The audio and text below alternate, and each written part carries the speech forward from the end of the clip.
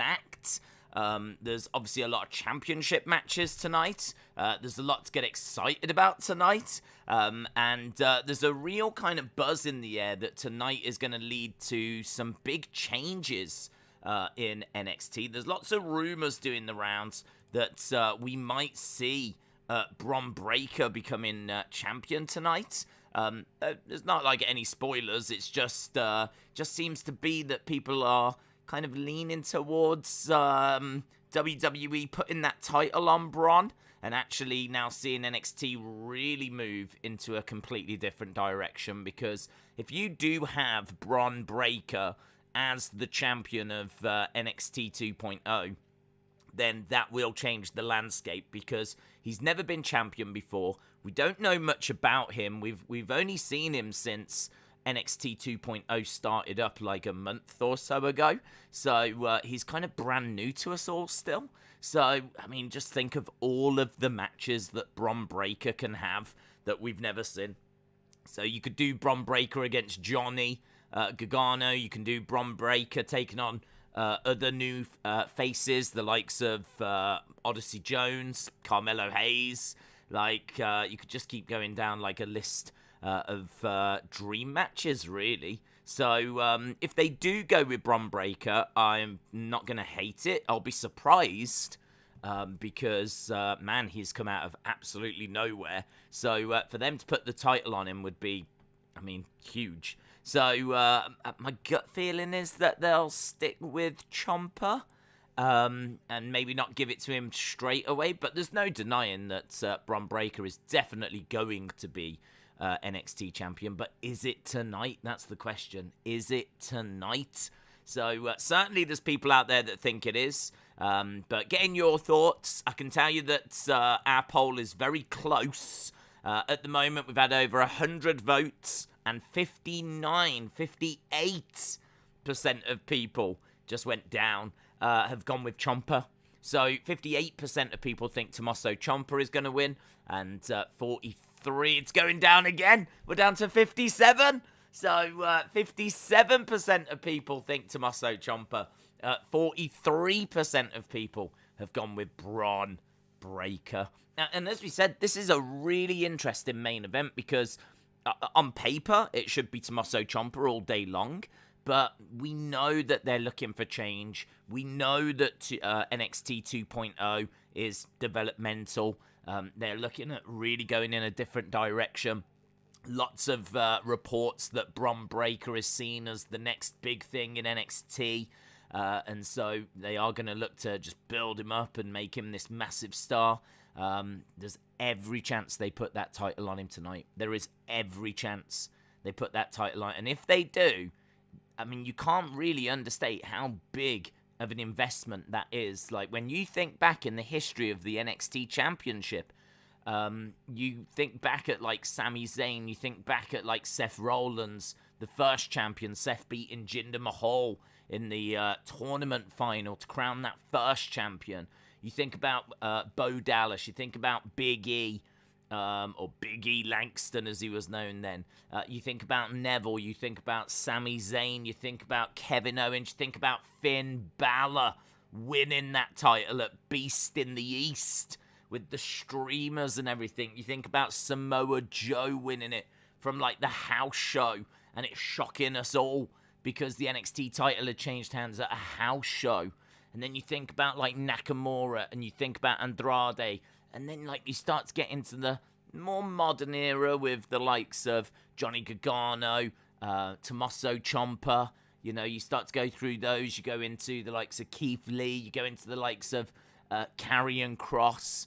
Back to Samoa Joe. Are we about to see Bron Breakker add his name to that list? Like, it is a big deal. It is a really big deal, and I do like it because there is every chance that, yes, we are going to see Bron Breakker add his name to that list.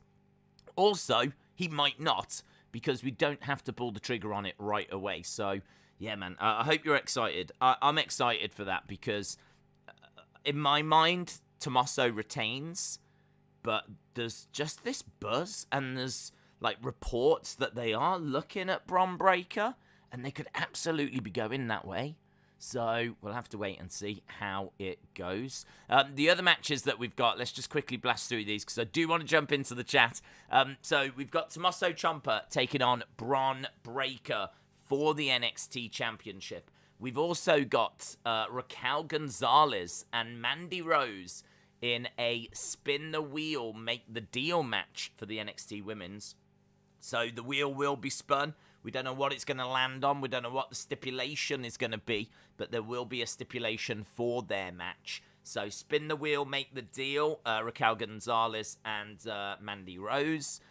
We've also got NXT Women's Tag Team title match. The Scareway to Hell. So I believe that's a ladder match. And that is going to see Persia, Pirotta, and Indi Hartwell taking on Gigi Dolan and we think JC Jane. JC Jane, you might remember, got a horrible injury last week. She did a suicide dive, got caught on the ropes, ended up like face planting as she fell, and she was taken out of that match last week. So I heard that she got checked over. The results came back all fine and clear. That was the last I heard. So certainly I know she walked out of the NXT arena. So it's not like she was like stretchered out and she's been in a coma or anything like this. I know she walked out. I know she was checked over. I know she was given the all clear, but just don't know if she is like properly cleared for tonight. I don't know if they're going to just like... I think she'll be fine. There's been no talk of her not being in the match. So I think she's going to be fine. But I know I heard a report that like an MRI scan came back and that was clear. But they might want to just wait a week. Do you know what I mean? Like, there's every chance they'll come up with something. She'll get attacked backstage, and there'll have to be a new partner or something. But as far as I know, I'm still expecting them to. And, of course, the champions, Io and Zoey Stark. So, Io and Zoey taking on Indi and Persia, taking on Gigi, and we think JC Jane. And then the other match that's announced is MSK and Imperium will spin the wheel, make the deal for NXT Tag Team Championship match. So, MSK versus Imperium should be a fun match. I'm expecting MSK to retain in that, to be honest. But who knows? I mean, anything could go down tonight. Also, we've got the mystery person who has been around for a few weeks. They're going to make themselves known. And we've also got that, is it Sikoa? I don't know how you pronounce the name. We've only seen the vignettes. It's the Lost Oos. The Lost Oos is going to make themselves known as well. So I believe they debut tonight as well. This show is stacked. There's no two ways about it. It is stacked. There is a lot to look forward to with NXT tonight. It's one of those kind of, specials. It's a normal weekly show. It's not a takeover, but it sort of is a takeover at the same time. So, I hope you are excited. Did you see the tweet from WrestleVotes? It is interesting. I did see a tweet from WrestleVotes earlier. I don't know if it's the same one. But this one was, the one I saw was from 6 hours ago. It says that sources state that they're looking to launch the Bron Breakker era at the same time Tommaso Ciampa's run in NXT might be winding down. The youth movement within 2.0 continues. So, I mean, that's not outright that Bron is winning the title. They're saying that Tommaso's time could be winding down in NXT, and they are looking to launch the Bron Breakker era. But as I said, that doesn't necessarily mean that he wins the title tonight. It heavily suggests that he could win the title tonight, but equally he doesn't. He could win this match, but not win the belt. And it could be this is the start of the beginning of the end for Tommaso Ciampa, and that he does lose the title, but just not tonight. It could be that we build towards whatever the next takeover is. They do the rematch there. Tommaso just gets away with the title tonight by the skin of his teeth, and but Bron Breakker looks like a mega star. wins the match, doesn't win the title, wins by count out, wins by DQ, something along those lines. And then they do the rematch further down the road. It definitely feels like we are going to get a Bron Breakker title reign sooner rather than later. I just don't know if that is tonight. I haven't seen anything to say that he definitely wins tonight. Tonight we see Bron Breakker win. He could. He might not. We're going to have to wait and see. So I'm looking forward to it. This is my 100th stream, said Burn It Down. I don't know how you work that out. Have you been keeping count? Amazing. Shout out to you, Burn It Down. I've got no idea how many streams I've done. Not a clue. I don't know when that means you've joined or anything. I've lost track after 2. So, but shout out to you, bud. I don't know why, but for some reason, JC Jane reminds me a lot of Britt Baker. Britt Breakker should go out with Bron Breakker. Simply because if booked right, she could be a future women's champion. As to be honest, out of Toxic Attraction, she stands out. Thoughts? She hasn't really stood out to me. I mean, I know what I'm getting with Mandy Rose. She's all right. She's all right. She doesn't do nothing for me. She's just there, really. And but she's not bad. It's not like, oh, it's Mandy Rose. It's not like Eva Marie. So, Gigi Dolan just walks around with that stupid rose. I mean, I know what I'm getting with her. I suppose, in a way, I am more intrigued by JC Jane because I don't know her. I know Mandy Rose. I know Priscilla Kelly. I don't know JC Jane. I don't know who she was on the indie scene. And even if you told me, I doubt I'd have heard of her. So, I suppose in a way, out of all of them, she does intrigue me the most. But I haven't really seen enough of her to really make much of a comment. But, yeah, I mean, she hasn't really done anything wrong. I know she had that botch last week, but, I mean, that happens. I don't blame her for that. Do you know what I mean? She went for a suicide dive. She got caught on the ropes. It's one of those things. So, yeah, hopefully she's all right. Hopefully she's back. Hopefully we get to see her tonight. And she definitely could be women's champion. But she doesn't stand out to me like, say, Ivy Nile. Like, Ivy Nile grabs my attention more. Of course, Elektra Lopez kind of grabs my attention as well. Kind of looking at them more than I am anyone in Toxic Attraction. I think I just saw Wrestle with Andy said days to quote Rod Stewart, tonight's the night. Tonight's the night. It's gonna be alright. Wrestle with Andy, shout out to you. I bet you're excited. Wrestle with Andy, a big Bron Breakker fan, head of the Bron Breakker standum. So, will tonight be the night? Could be. Moldy Spoon said, if someone liked every stream they've been on, they could go back and count on the liked video bits.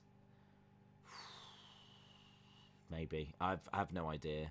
I genuinely don't know. I don't know where I would even find that, to be honest. I think there is like a liked video section, isn't there, I suppose? I'm not disputing it. I totally believe that he's been on 100 streams or whatever. But, yeah, I don't know. I don't know. I don't really keep track of where I go on YouTube like that. So, it's just a different way to, like, think about YouTube. Like, I couldn't tell you how many videos of anyone's channel I've watched. Like, I watch a fair few, like, Sky Sports, football, bad lag, hopefully. Have we ridden it out? Are we back? Is Backstreet back? Okay, I think we are. Yes. Yeah, bad lag. In fact, it wasn't lag. It was like the computer just started going crazy. Like, no word of a lie. Everything just started flashing. Did that the other day. So, that's a sexy new development in my life. So, hopefully that's not going to be something that happens. If it does, I mean, I just turn it off, turn it on again. But, yeah, I just had the screen flashing out. I was tripping. So, anyway, done. Let's get into the chat. Days, I sent you something huge on Twitter in the DMs. What is it, Evan? Drop it here. Drop it like it's hot. Ciampa will win from a distraction by Chucky, says Michael. That's worth mentioning, isn't it? Chucky is actually going to be on this show, which is very strange. So apparently he is going to be, like, I don't know, hosting or something. I don't know if he's there or what's happening. Or if it's just, like, pre-recorded little video things and he's just going to do some pre-recorded intros. I don't quite know how he's on the show. But apparently he is part of tonight. But I haven't seen him, like, be a part of, like, the official announcement or anything. I think there was a little tweet that got sent out by NXT. So, and WWE, announcing that he is going to be a part of the show. But I haven't really seen much more than that, to be honest. James Chadwick said, for people in the UK, NXT is on BT Sport 2 tonight. James Chadwick doing his community service. Well, that sounded bad. He's not doing community service. He might be, I don't know. But just letting people know that it's on BT Sport 2 tonight. James Chadwick, shout out to you. I don't mind any of the results. It should be fun nonetheless, says Miss I like to send people edible underwear clown 1. Days, have you watched the series I told you about? No, I haven't. Daniel, I'm not too much of a fan of Bron. I just don't like many parts of his character. His look, I'm not sold. I must admit, I'm not sold. I feel like he is the spiritual successor to Mojo Rawley. And he's got a decent size. I don't think his face is where it's at. I don't mean that in a disrespectful way. I just mean, like, his facial hair and the way he comes across, like, I don't know, it doesn't... I feel like you could do something different. I don't know if he needs to shave his head. I don't know if he needs to lose the little goatee. I think he's got, like, a little goatee, which I just don't think is about it in 2021. So, I don't know. I don't know if you need to, like... I don't know if he needs to have a shave or maybe even grow it out a bit more. Like, maybe even, like, go bigger with it or get rid of it. And his ring gear, I think his ring gear could look a bit better, to be honest. It's like, there's a few Steiner Brother influences in there. It does remind me a little bit of the Steiner Brothers, but honestly, I just get really, really strong Mojo Rawley vibes. Really strong Mojo Rawley vibes, and it's not good. That's not a good comparison. He is literally the lost hype bro. I feel like we're going to put the NXT title on the lost hype bro. So, I don't know how people feel about that. His matches have been fine. They've not really blown me away, but they've been fine. And they've been decent. They haven't been bad. They haven't been bad matches. But, yeah. I'd much rather we put the title on Odyssey Jones. I think Odyssey Jones, I'm way more excited for Odyssey Jones. Like, Odyssey Jones is big, he's really likeable, he's interacting with the crowd. You kind of look at him, and I wish... I don't understand why Odyssey Jones lost in that breakout tournament. You know, he's this big, lovable guy, and he's, like, really fun. Like, you could have built him up to have been a monster, but instead he lost to, like, Carmelo Hayes. And I think he's even lost since then. So, I don't know what they're doing with Odyssey Jones. I mean, they clearly see a lot in Odyssey Jones. I mean, he's not going to be, you know, it's not going to be a problem booking him and building him. But, yeah, I'm way more excited about him. Chucky is there tonight. I saw a picture of him with a talent, brackets. I can't remember who. Sorry to interrupt, but there is some mucus on your nose. Clear it off. There is no mucus on my nose. I have a little goatee. What's the problem? I'm just saying, in 2021, Bill, it's not where it's at. Airflow Games. Electra Lopez should beat Bron Breakker in a squash match. James Chadwick said, I just saw United's number one choice to replace Ollie is Poch. Not for me. Not for me. I kind of think that Poch is not doing the best of jobs over at PSG. And he's... No. I get Nails vibes from Haaland's character, says Jav. Moldy Spoon said, Days is a Steiner in a beanie. I'm nowhere near colourful enough to be a Steiner. Gregor, shout out to you. Chronix Effect said, hush, little Daisy. Don't you cry. Everything's going to be all right. Stiffen up that upper lip. I told you, alcohol here to hold you through the night. Thanks. Thanks. Brian said, wrestlers. Brian Keane, Monday Night Raw. Brian, what are you listing? I don't know what Brian is listing here. Is the chat all right today? I feel like the chat has lost its mind. I feel like the chat is really struggling. Perhaps it's the sheer excitement of Halloween Havoc that's getting to a few people, which I can understand. You know, I can understand. We've got Chucky on the show. We've got a big title match. Got a women's title match. We've got tag team title match. I can understand there being some excitement out there. Airflow Game said Odyssey Jones and Tony should squash Bron and yell at him that he is the lost hype bro. Fair play. I do like Tony. I think Tony's got real potential. He seems to be like really over with the crowd. I really like Odyssey as well. I do like some of the people they're bringing through, actually. Right now, they've just shown a replay of last week's show, and we got the Creed brothers.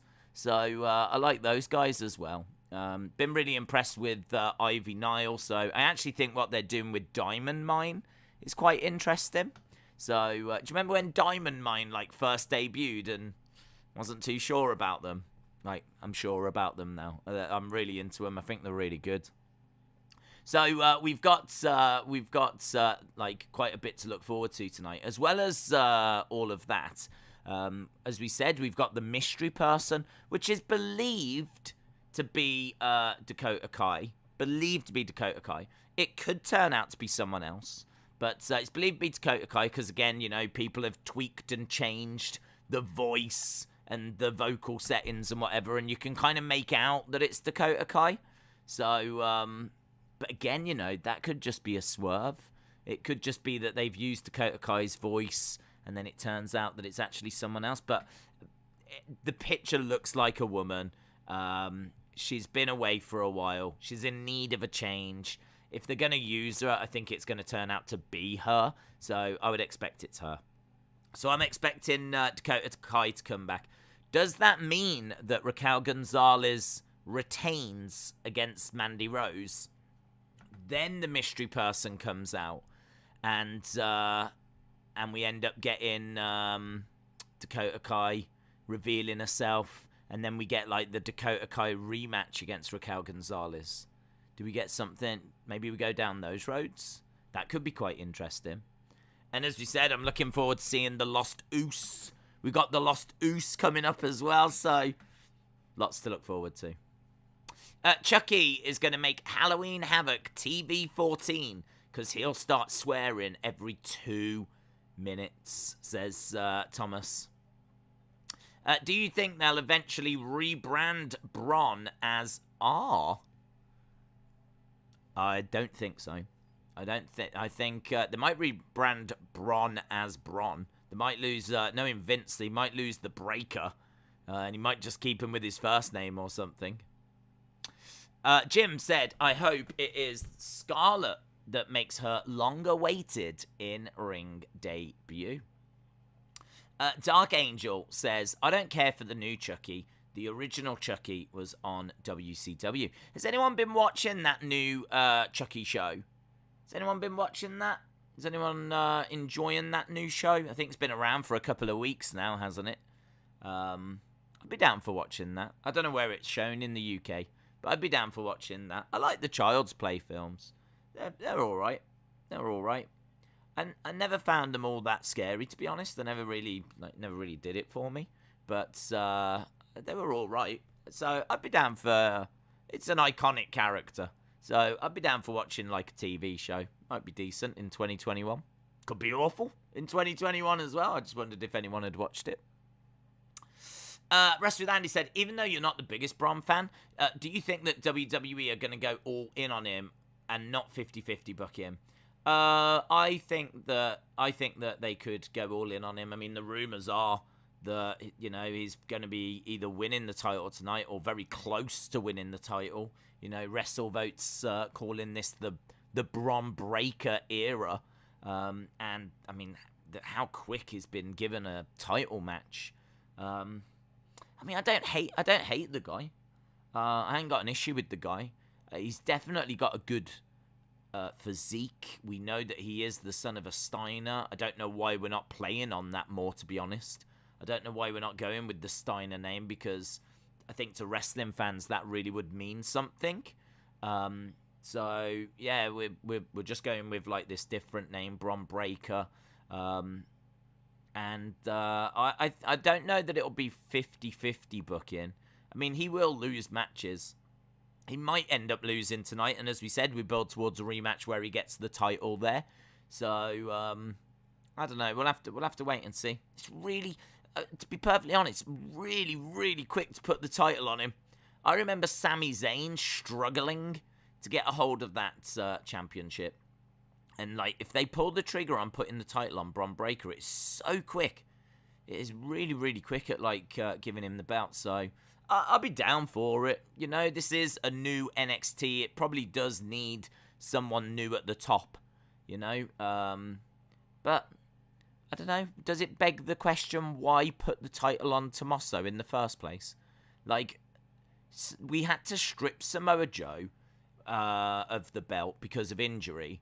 So why put the title on Tommaso for a couple of weeks? Why not just wait and put the title on Bron Breakker? Why not do like a big tournament and like put the title on him or something? I don't know. It's just a few questions. I mean, there's lots of different ways to book people, isn't there? You don't have to go the same path all the time. So you know, Bron Breakker getting it this quick would be a big statement. I mean, that would be absolutely huge, because just think about how hard people have had to work to get that title. How long it's taken people to get to the top. And, like, Bron Breakker is apparently going to do it in a few weeks. I mean, that's big for him. That is big for him. Joaquin said, what horror movie did scare you the most? The film that really messed me up was Nightmare on Elm Street. That's because I watched it when I was a kid. I mean, if I'd have watched Child's Play when I was a kid, I'm sure it would have messed me up. But when I was watching Child's Play, I was a little bit older. But Nightmare on Elm Street. And plus, the psychological thing of, like, when you go to sleep is when he gets you. I mean, that as a kid is horrific. Do you know what I mean? That is horrific. If it was like he was out there, then you'd be like, oh, I don't want to leave the house. But at least you'd feel relatively safe. But you have to go to sleep. So, do you know what I mean? That was the worst. That film messed me up. That I had some pretty awful nights after that film. I mean, I was a kid. I haven't gone back and watched it in quite a while. I have seen them all, but I got the box set somewhere, actually. I think it's down there. I've got the box set of all of the films, all of the Nightmare on Elm Street films. But yeah, nothing messed me up like Nightmare on Elm Street. Because not only is it scary and a good film, but as I said, you know, psychologically, forget it. Could Chucky do something tonight with Bron Breakker? As in WCW, Chucky had an encounter with Rick. It might, maybe. I would like to think we've moved on, to be honest. I'd like to think that Chucky's just going to do some intros. I don't really want to see Chucky messing around with the superstars. Do you know what I mean? I don't really want to see it. I kind of feel like these are two separate universes, and it's all right to kind of cross-promote, but just do it as a little... The way they did it before, where Chucky was watching TV in his own universe and watching the wrestlers, I thought that was done good. But don't need to see Chucky standing and walking around inside the NXT arena or doing whatever. Like, that'll come across as a bit cringe to me. And I'm a horror fan. I like horror films, but yeah, don't need that. Days, the new Chucky series is on Sci-Fi, and it is episode 3 tonight. Evan, shout out to you. Sleep is the escape from life, and that movie ruined it, said Airflow Games. I got 7 violations on Facebook. You can't post about The Walking Dead. Yeah, I don't get that. That's a weird one. I still don't understand that. I mean, you must be able to post about The Walking Dead, because I'd be pretty sure The Walking Dead have got a page on Facebook. Do you know what I mean? Plus, I've definitely seen my friends talk about The Walking Dead, so there must be something more to it. There must be something more. Nightmare on Elm Street was scary. I watched it when I was 6, and I still didn't get a nightmare. I got 7. I read that one. Chucky versus Lily. Main event, WrestleMania 38. Will you be getting any of the new Slam Attack cards? I would like to. I would if it was a guaranteed autograph in each box. That'd be hard, though, wouldn't it? I mean, you probably can get boxes where you get a guaranteed autograph, but they're going to be expensive. You do get that in America, where you are guaranteed a hit, and you're guaranteed to get, like, an autograph. These ones, I can't remember how regular the autographs are. But, I mean, yeah, I would like to get some. I think these genuinely interest me more than the Slam Attacks. They interest me more than the Slam Attacks. So, and they look like nice cards as well. So, yeah, I can see us buying a box and doing an unboxing. I don't know, are they out now? I should have a look into that, shouldn't I, really? I'm going to get my new NXT Championship delivered tomorrow, says Farmer's Son. Shout out to you, dude. Jack said, people still watch The Walking Dead. That show went down years ago. I watch it. I think it's good. I think it's a bit different if you watch it on catch-up. If you watch it on catch-up, I think you'll still be well into it. I can totally understand why people left it. Not because the quality goes down, but more for me because the pacing kind of slows. Like, it really does slow the pacing of The Walking Dead. But when you're watching it on catch-up, if you watch an episode that's a bit slow, you just go straight to the next episode.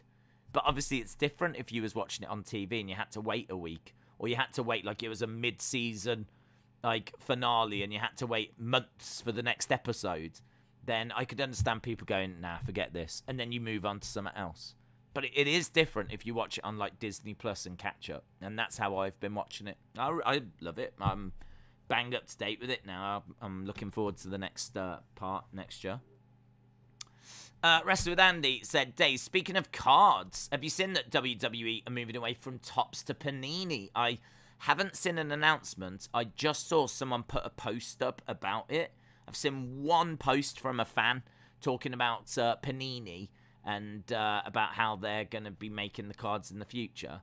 I mean, I don't have any opinion on that. I genuinely don't know. I don't know what Panini are like these days with making cards, but I'm looking forward to seeing what they come out with.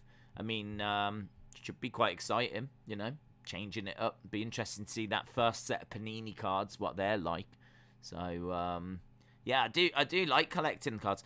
In all fairness, it's the autograph ones that I'm into more. My absolute prized possession is the signed Vince McMahon card that I've got. I've got a signed Vince McMahon card. And I must admit, once I got it, because it wasn't cheap, once I got it, I was pretty much like, I don't know if I need any others now. I kind of feel like I got the king of the mountain. Do you know what I mean? I kind of feel like I got the main man. I still need to pick up, like, say, a Hogan and a Stone Cold. But I've got an Undertaker. And I've got, like, a Triple H and Shawn Michaels and all of those. So there's still a couple I'd like to get, but I mean they're expensive, man. They are expensive, those cards. But I mean, obviously you could open packs and try and find them, but you might just end up spending the same amount and never finding the one you wanted anyway. So I tend to just buy them off eBay. Is how I tend to do it, rather than just opening like pack after pack after pack. But I'd be definitely down for getting some of those Topps Chrome ones and seeing like what I can find in them. What I meant was it was not scary. Well done, Edward. Big, brave boy, Brown. Well done to you. Johnny says, have you got any Walking Dead Funko Pops? I had one Rick Grimes one. It was really... I literally saw it not long ago. I don't know where it is now. I've got one Rick Grimes one, and that's it. I'm pretty good at not getting into a load of new collections. Like, I really don't need AEW figures. I could easily get into them, but I'm quite good at resisting. I could get into a load of Walking Dead stuff, but I'm quite good at resisting. So, yeah, there's, like, Walking Dead stuff I could get. I'd be really into that. I'd be really into, like, getting loads more cards. I'd be really into getting, like, loads of UFC stuff. I could have got into a load of UFC stuff. I've been pretty good at avoiding all of that. So, yeah, I'm constantly fighting. It's like an addiction. So I'm constantly battling it. I'm doing all right at the moment. I haven't even bought that many figures in a couple of years. Like, WWE action figures. Because of the lockdown and everything. And not doing toy hunts. I haven't been getting loads of figures either, so... any guesses who the mystery star is? I think it's going to be Dakota Kai. But, we'll wait and see, won't we? It could turn out to be someone else. Retribution, shout out to you. What happened to Upper Deck, asks Cliff Beavers. I bought 1,000 packs trying to get a Ken Jeffrey Jr. card when I was 9. I don't know if we had Upper Deck over here. I don't know if that was a thing that we got, so I'm not really the right person to answer that. But maybe someone could in the chat. Adam said they do a guaranteed autograph in the football cards, but it's in boxes that cost over £1,000. The flip. What's the most that you would spend on a pair of trainers? Don't know, dude. Genuinely don't know. Never spent that much on trainers. I think the most expensive pair I've ever had is about £80. And even then, I was deeply upset that I spent that much. So, yeah, I've never gone onto like those sneaker websites and things like this, but I must admit, I've never owned any Jordans, and I would like in my life to own a pair of Jordan 1s. I would like to wear those. You know, the classic Jordan 1s, the red and white ones, the ones that like everyone has. I'd like a pair of them. But really, other than that, there's not really. I'm not really a sneaker person, to be honest. I do like trainers. I just never buy them. I've got a couple of pairs of trainers. One is Diesel, which I got for about 30 quid. And the other one is a lovely pair of Adidas that I spent £80 on. And no word of a lie, I've had both of them for about 6 years. And I've never bought any other trainers. I've never needed any. I just alternate between those two. They're both pretty battered now, though, in all fairness. So I probably could do with a new pair. Slam Attacks are indeed out now. It's £60. Autographs are 1 in 3 boxes. You get 18 packs with 4 cards. Pretty much a duplicate of this year's Slam Attack collection. Okay. £60. £60. And what do you get? 18 packs with 4 cards in. Well, I might end up doing it just to do a video and have a look at them. It'll give us a good idea of what they look like, so yeah, I might end up doing that. Days, do you have any idea why AJ wasn't on the show? No, I haven't heard anything on that, actually. I haven't heard anything on that. I hope everything's all right with him. I haven't heard any rumours or anything, no. Dunk lows are better than Jordan 1s. Dunk lows. I'll look out for them. Am I going to be really cool at school if I wear my dunk lows? Oh, wow, there's Days in his dunk lows. That's what I want to be. I want to be really cool. Jordan 4s or Jordan 1s, he's got more than one. I don't care about any of the Jordans apart from the first ones, which I think are the iconic ones. I say that. I mean, I watched a program on Jordans after, I think a lot of people did, because when The Last Dance came out, obviously the price of those went through the roof, the Jordan shoes. And there was like a documentary I saw all about the success of the Nike Jordan shoes. And I think like there are lots of different ones that are popular, but I think the ones seem to be the ones. Primo said, what's your thoughts on the rumours of Charlotte isolating herself and trying to get out of her contract? I don't know that she is trying to get out of a contract, to be honest. I genuinely think that if she was to sit down with Vince and they were to have a heart-to-heart and she was just made to feel valued, I think that she would be absolutely fine. I think what she wants, like, look at what happened the other day, right? So Charlotte is a massive, massive star, one of the biggest wrestlers in the world. And she was in a segment with Becky where they wanted her to hand the title over and for Becky to have a Becky 2 belts moment. And it was going to be a moment where Becky was going to hold the belts up, the crowd were going to cheer, Becky 2 belts, and you know, it'd just be a little dig, a little moment. Yeah, she's obviously not Becky 2 belts, but they would just give her that little moment for the crowd to react. And Charlotte didn't want to do that. Charlotte felt like handing the belts over just kind of demeaned her title reign. And I think what a lot of it comes back to is, for whatever reason, she's not feeling very valued at the moment. She's not feeling like she's being treated the way that she should be treated. So I think she is probably upset. I mean, Andrade obviously has gone from WWE. She's obviously going to be very upset about that. She probably does find herself a little bit isolated, because I don't think she's ever really made a lot of friends backstage, or certainly not since she got with Andrade. So apparently that's where her relationship with Becky started to fall down and started to falter. So I kind of think, like, if you was to make her feel valued, and you, like, you know, there was some people backstage that she hung around with and had a good relationship with, I think she'd be absolutely fine. I don't know that she's, like, desperately trying to break away and nothing will change her mind and all this kind of stuff. I don't know that that's true. She's been with them a long, long time. She's been with WWE a long, long time. I think she's been with them since, like, coming up 8 years, something along those lines. What with NXT as well. And, you know, think about all the things that she's achieved, all the things that she's done. I definitely think that the Andrade thing is a problem. I think she would like to be with Andrade, but I don't think that's an obstacle that you can't get over. I just think that she's got to feel like she is, do you know what I mean, special. She's got to feel like she is, you know, the be all and end all.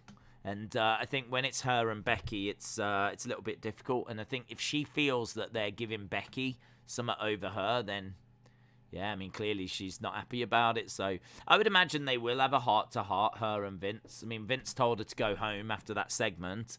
I should imagine there was a very honest conversation that was had between them. Because, I mean, if you go off script like that, I mean, that is not good at all. That's the kind of thing you get fined for quite heavily. Just going and doing what you want. No, you can't go out there and just do what you want. I mean, imagine if everyone did that.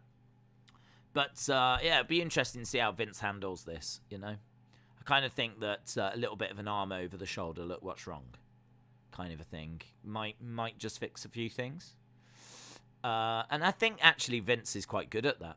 I think Vince is quite good at doing that. I think, one-to-one, you hear a lot of people saying that Vince is very good. You know, he's got a way of kind of talking you round. And his kind of management skills, his people skills when he's one-on-one in a one-on-one meeting are very, very good. He can kind of convince you into things. He's a very good salesman. He can sell you the dream, you know, and you get to see more of his vision of what he's seeing for you.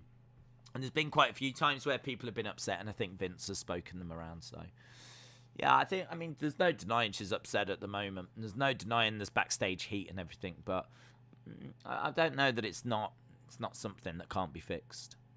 And as far as I know, she's got years left on a contract anyway. And there is no way Vince is going to want her to go.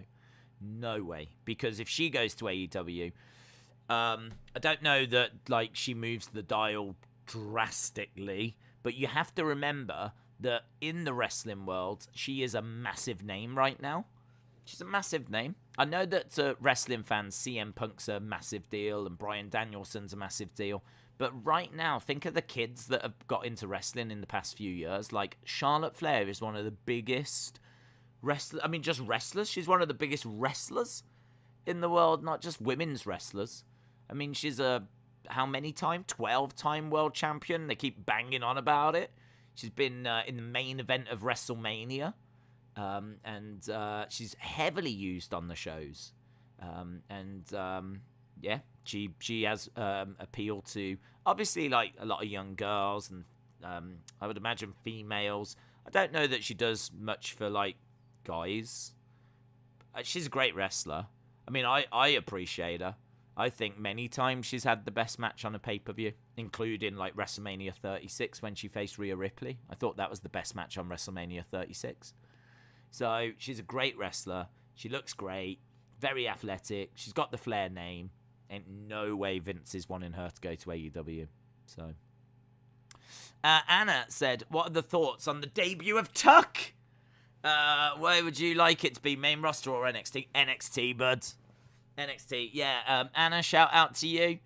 Yeah, so there is actually rumors doing the round that Tuck is heading to WWE. Rey Mysterio was saying that she is showing an interest in being involved in NXT. And as a result, it could be that we do get her coming in. I would put her in NXT. I think that we've seen how the Dominic experiment has gone. And the answer is not very well. I mean, I think that Dominic should have just gone to NXT. He should have been called Prince Mysterio. We should have given him, like, a different look. I think his ring attire is atrocious. I probably would have put him in a mask as well. And I would have gone with the Prince Mysterio name. And I think that would have given him more intrigue. I think it would have... built him up. I think instead we've just dropped him right in the deep end. I don't think he's very charismatic. So when he talks and does promos, like, I think he's okay, but he's not a needle mover. He's not someone that I really care about at all. I mean, if he wasn't Ray's son, we have to be honest, he wouldn't be on the main roster. He doesn't have star power, does he? And his physique as well. I mean, think of the people that are in NXT, like Bron Breakker, like Odyssey Jones, that are absolutely huge and look incredible. But, like, we've got Dominic Mysterio, who, you know, I look at him and, I mean, it gives me hope that I could still make it as a wrestler, to be honest, when I look at Dominic Mysterio. Because it looks like he's got a phobia of going to the gym. So, you know, no disrespect to him. I'm pleased for him. If this is what he wants to do, brilliant. But you got to put the work in now. And I'm sure he is putting the work in when it comes to learning how to wrestle and working with his dad. But I want to see him putting some work into his charisma, putting some work into his promos, putting some work into building up some muscle, putting some work into his brand. I mean, you can put the work into your wrestling moves, and that's good. That's good to invest that time into that. But this is sports entertainment, and it's more than just wrestling in a ring. His wrestling's okay. You know, you watch his wrestling, and he can have a match against someone and do all right. But yeah, he's got to bulk out a bit. But yeah, I think I don't want to see us make that mistake with Tuck. I don't want to see us do that with Tuck. So put her down in NXT. Put her down in NXT.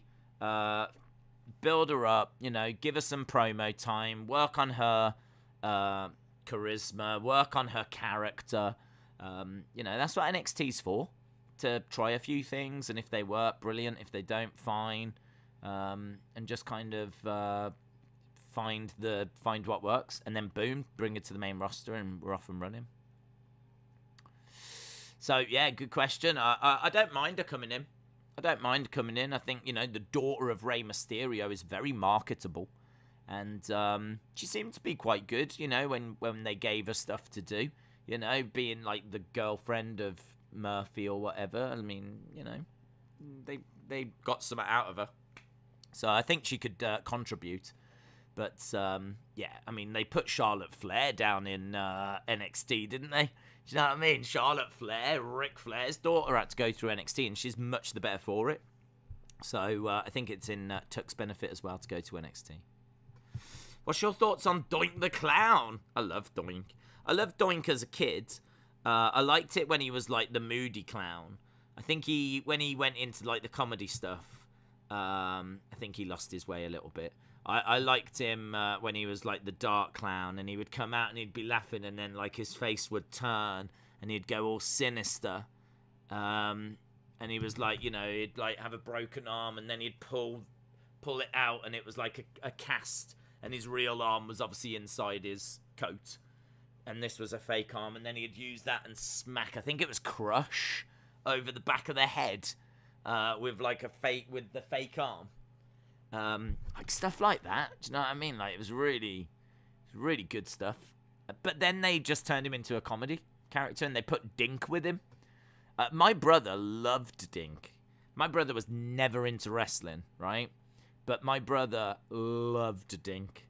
I remember Doink and Dink really did connect with him, and that always stuck with me, that he enjoyed that. He didn't enjoy anything else. He didn't care about anything else.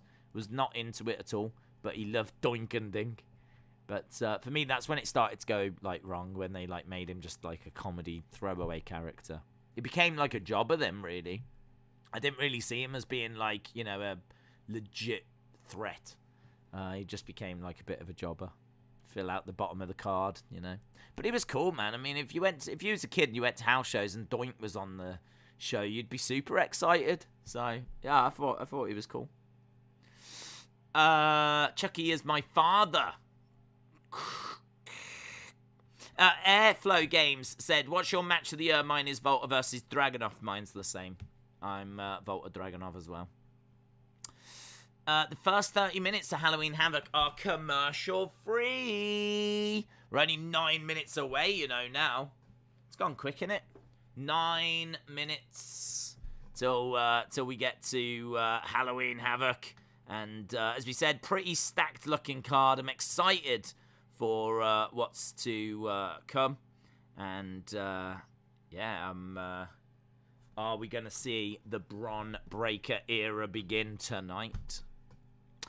I miss the days when they would show the kids freaking out, says Zach. Alex said, Slam Attack autographs include Adam Cole, lol, AJ Styles, Becky Lynch, Big E, Charlotte, Kushida, Volta. I do not have a signed Volta card. Io Shirai, Roman Reigns, Bret Hart, Edge, John Cena, Mick Foley, Hulk Hogan. I don't have a Hulk Hogan. Triple H. I think I've got pretty much everyone else, but I do not have Volta or Hogan. So if I was to get a pack, that's what I'd be hoping for. Would Doink work in this day and age? Yes, if presented as the dark, moody kind of character. Like, if you was to do it where he kept himself to himself, and like the other superstars, like that guy freaks me out, man. Like the superstars backstage, you know, clearly none of them are hanging out with him, and he keeps himself to himself, and maybe like he's got his own little changing room area that's got, like, you know, a big hammer outside the front, a little toy car as well, a big like colourful door or whatever, like, and that's his own changing room. And you could build up the idea that, who is this guy? And like when he comes down, Like, you know, he's all happy and then, like, he just turns. Like, he can be all happy, and then a kid is laughing, and he just, like, turns at the kid. Stares at the kid. And then he goes all moody. Just walks to the ring, and then, like, goes back to being happy again or something. Like, oh, yeah. If you tap into, like, the psychological side of this guy is just not... Make him out to be, like, a guy that's just not all right. He's not all there. He's not all there. But no one really knows much about him or really talks to him. Like, that could be awesome. That could be really, really cool. So, yeah, I really do think that could work in 2021. There's a few people that could portray Doink. My family is Bitword. Chucky is my dad. Days, I forgot to say that most of the autographs had to cut a few. Nikki ASH, Candice LeRae, Natalia, and a lot more. Excited about Grimm's new look, potentially. Grimm's toy show? I haven't watched it, to be honest. So I don't know. I saw a video where he's gone back to the old house, which is really cool. But I don't keep up to date with everything that he's up to. But I wish him all the best. Nothing but love for Grimm. I've said before, if there wasn't a Grimm, I don't know that there would be a Wrestling Days. Grimm and Tommy's Toy Travels are the two. I've said this many, many times. If it wasn't for Tommy and it wasn't for Grimm, I don't think there would be a me. Which is why when I started doing that podcast, the first person I reached out to was Tommy. Because I used to watch Tommy's videos and his toy hunts. And that is absolutely what inspired me. If anyone ever goes, oh, where did you get your inspiration from for the toy hunts and the figure videos? It's Tommy. It's Triple T. Tommy's Toy Travels. So that's where I got my inspiration from. So it was him and I used to watch Grimm as well. 5-minute warning. Did he mean Cameron Grimes? Oh, maybe. Maybe. Yeah, he is doing a new look, isn't he? Thinking about it. Am I excited for it? Not really. I mean, I don't know. We'll see what it is. I hope it works. I like Cameron Grimes, but yeah, we'll see. I kind of liked his kind of comedy character. I thought that was pretty good. I didn't even mind him as the $1 Million Man kind of character. I kind of feel like when he first came in and he was doing like it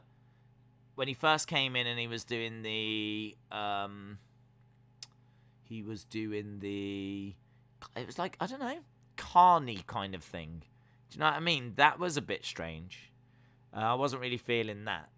And then they tweaked it and they made him into like the $1 Million Man character. That I thought was much, much better. And now they're tweaking it again. I suppose in a way I'm more nervous now. Because I feel like he's actually doing something quite good. So he's doing something quite good now. And if they're going to tweak it, then it might go bad again. I don't know. So I don't know if I'm excited. I'm maybe a little bit apprehensive. A little bit nervous for him. But we'll see. We'll see what comes of it. What is Halloween Havoc? It's a show. It's a big show. It's the kind of thing that you would imagine they would do as a takeover, but they're not doing it as a takeover. It's just going to be a normal week's episode. So yeah, looking forward to it. Should be good. We'll see. We'll get some answers. We'll see the new Oos. We'll see the mystery person. We've got championship matches. There's lots to look forward to. Did you see Grimm has a card in the new Super Deck game called Wrestle Deck?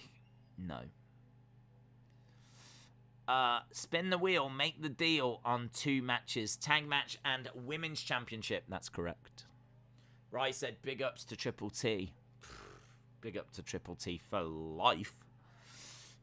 Jim said Cameron Grimes, when he was in Impact, was like a poor man's Daniel Bryan. That's interesting. Didn't he go by the name something like Trevor Lee or something like this? I don't know what his character was. If you're telling me it's a poor man's Daniel Bryan, then interesting. Mandy winning is the only thing that matters, says VIN. Zach said, I think they need to bring a clown like Doink and make him look like a beast. I don't know that you can make him look like a beast. I think I think clowns are scary. Well, I don't think they're scary, but people think they're scary. So I think they're seen as scary to parts of society. So I don't know that I'd make him a beast, but I would definitely make him a darker character. I'd definitely make him like I don't want to say a fiend or an undertaker, but you know, one of those types where there's something more going on. You know, there's a lot of characters, like, look at Apollo. Do you know what I mean? It's a very shallow character. Do you know what I mean? He's just a dude that's got a Nigerian accent that talks about his heritage, but, I mean, we never get any more than that. Do you know why? Because there is no more than that. It's a very shallow character, but it is a character. But this would be a character that I think should have some real depth. And, you know, as I said, I'd actually flesh it out. I'd have a lot of superstars saying they never really talk to him, don't really know who he is, they're a bit worried about him. Like, you know, you could do some sit-down interviews where it's all really pleasant and everything, and then, like, a conversation could turn to, like, kids or something, and then, like, he could, like, suddenly change. Like, he's meant to entertain children, but this clown, for whatever reason, has a hatred for them. Could you imagine if you went down that road and you was a kid and you went to a house show and you was in the gangway and he came out? Like, you would be petrified. Wouldn't you be absolutely petrified? It'd be amazing. So, yeah, I think you could make that work in 2021. Here he is. Here's Chucky.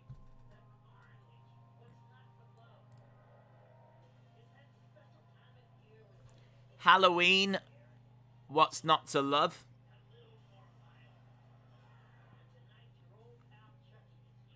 Tonight your old pal Chucky is here.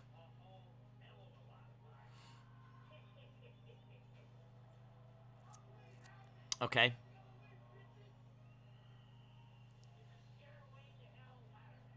So Chucky is like letting us know what matches we're going to be getting. He's in like his bedroom.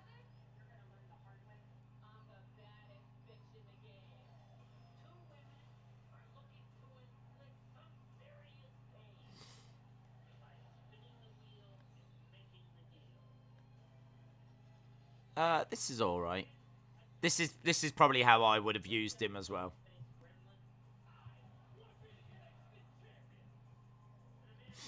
Bron Breakker for the win, said TJ King.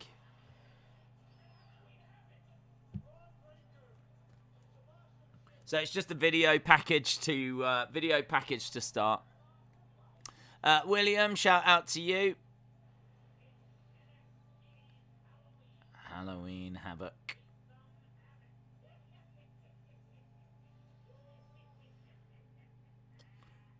Okay. Right, we go over to the arena. So, video package to open. Going over to the arena. There's a few Nexus shirts in the crowd. There's a sign for Gigi. We've also got some tombstones and grass on the floor. There's like a giant spider in there. So they have decorated it a little bit. We're going to be starting with the women's tag team championship match. Is that JC Jane in there? I think JC Jane is in there. We've got Io and Zoey Stark making their way out. Here's Io.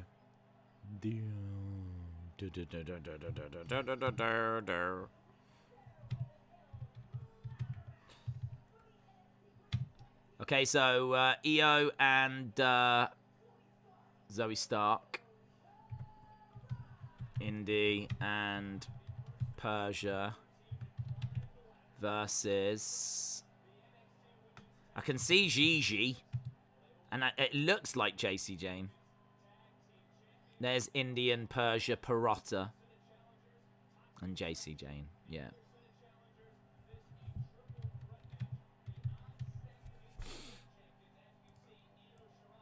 Okay, so she is in the match.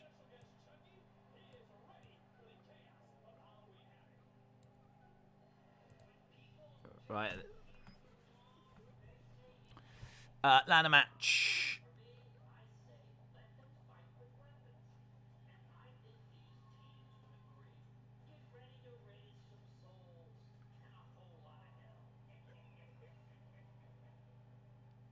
Get ready to raise souls and a whole lot of hell.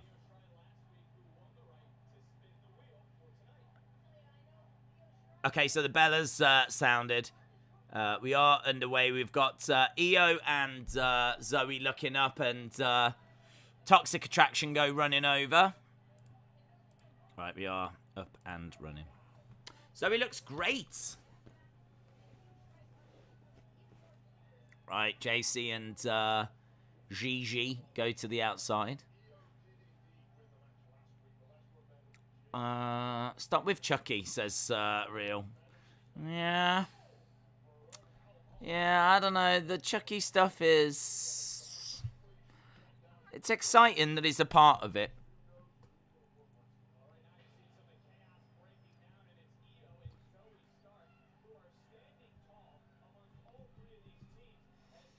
Io goes for a kick. Nice kick backwards into Indi.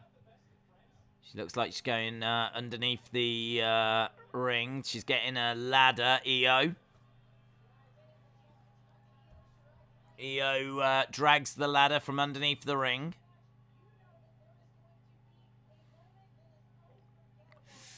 Look at the web hacker's tweet. See why it's Harley. Gives away it's Harley's profile picture. We can deal with that tomorrow. Here's JC on the edge of the ring. Getting into the ring. Big strikes to Indi Hartwell. Indi Hartwell going down. Got another ladder being thrown in.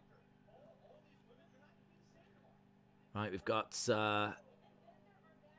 ladders everywhere. People everywhere. Collision into the corner. Indi Hartwell with Persia into Toxic Attraction. Clothesline, down goes JC. Gigi, side slam.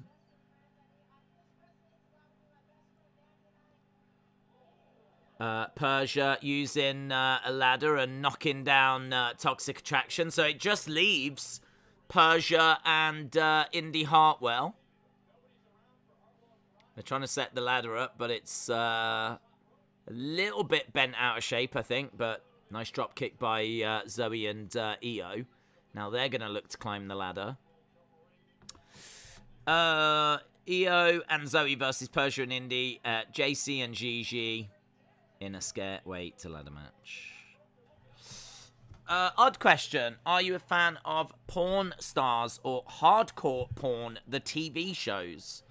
I never watched them. I've watched clips of... I don't know what it's called. Is it Porn Stars? The one where... I can't remember his name. I can't remember their names.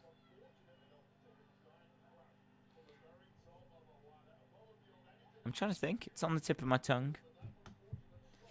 But yeah, I mean, I just keep getting recommended clips on the internet of them. Nice kick by Gigi. So, yeah, I mean, one of them I see clips of. But I don't go out my way to, like, watch the episodes. Io gets slammed face first into the announce table. Indi stripping the announce table. She's got a ladder set up from the ring to the announce table. She's going to look to suplex Io through that ladder. Io ends up reversing and double DDT. So Indi and Persia both get driven into the ringside area. Io running over, drop kick. She takes down Toxic Attraction. The only issue I've got with these matches is they are just spots. They're spot fests. It's multi-person spots. I'd love to see a match like this where they don't do spots. I'd love to see a match where it's actually, like, realistic. Do you know what I mean? Like, let's put 6 wrestlers in there, and let's just have a ladder match. Not where, okay, now we're going to do this. Then we'll do this. And then, like, what I'll do is I'll tip the ladder over, but there'll be 2 people on the outside to catch you. Like, don't do any of that. Get rid of all of that. It's so overdone and fake looking. I'd much rather just see, like, a proper ladder match. Zoey trying to reach up. Now we've got a second ladder being introduced by Persia. A larger ladder being introduced by Persia. So Persia's going up the one side. Big kick by Gigi. Gigi climbing up. So we've got Gigi that's climbed up the one side. We've got Indi that's climbed up the other. We've got Zoey that's underneath Gigi. JC Jane being kicked away. Gigi being thrown off the ladder onto JC. Now we got strikes being exchanged between Indi and Zoey. Now we've got EO jumping onto the back of Indi. Now Persia dragging her down. Kicks to the midsection. It's left Zoey up there. Big boot by Persia. The ladder being tipped. And, wow, there it is. There it is. Zoey bounces off the rope, and there just happens to be 3 women out there that can catch her fall. Persia in the ring. On her own.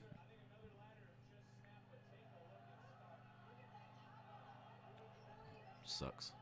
Ladder to the midsection. She puts the ladder on top of Zoey. Kicks away at Zoey.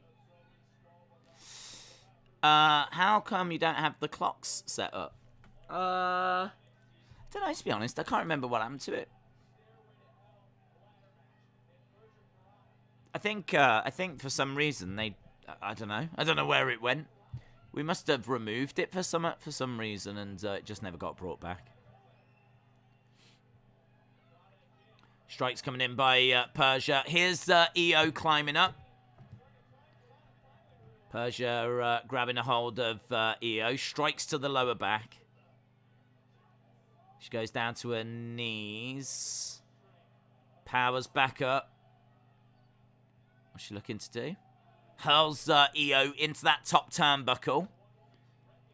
Gigi is trying to climb up the ladder. Now Persia throwing in some forearm strikes.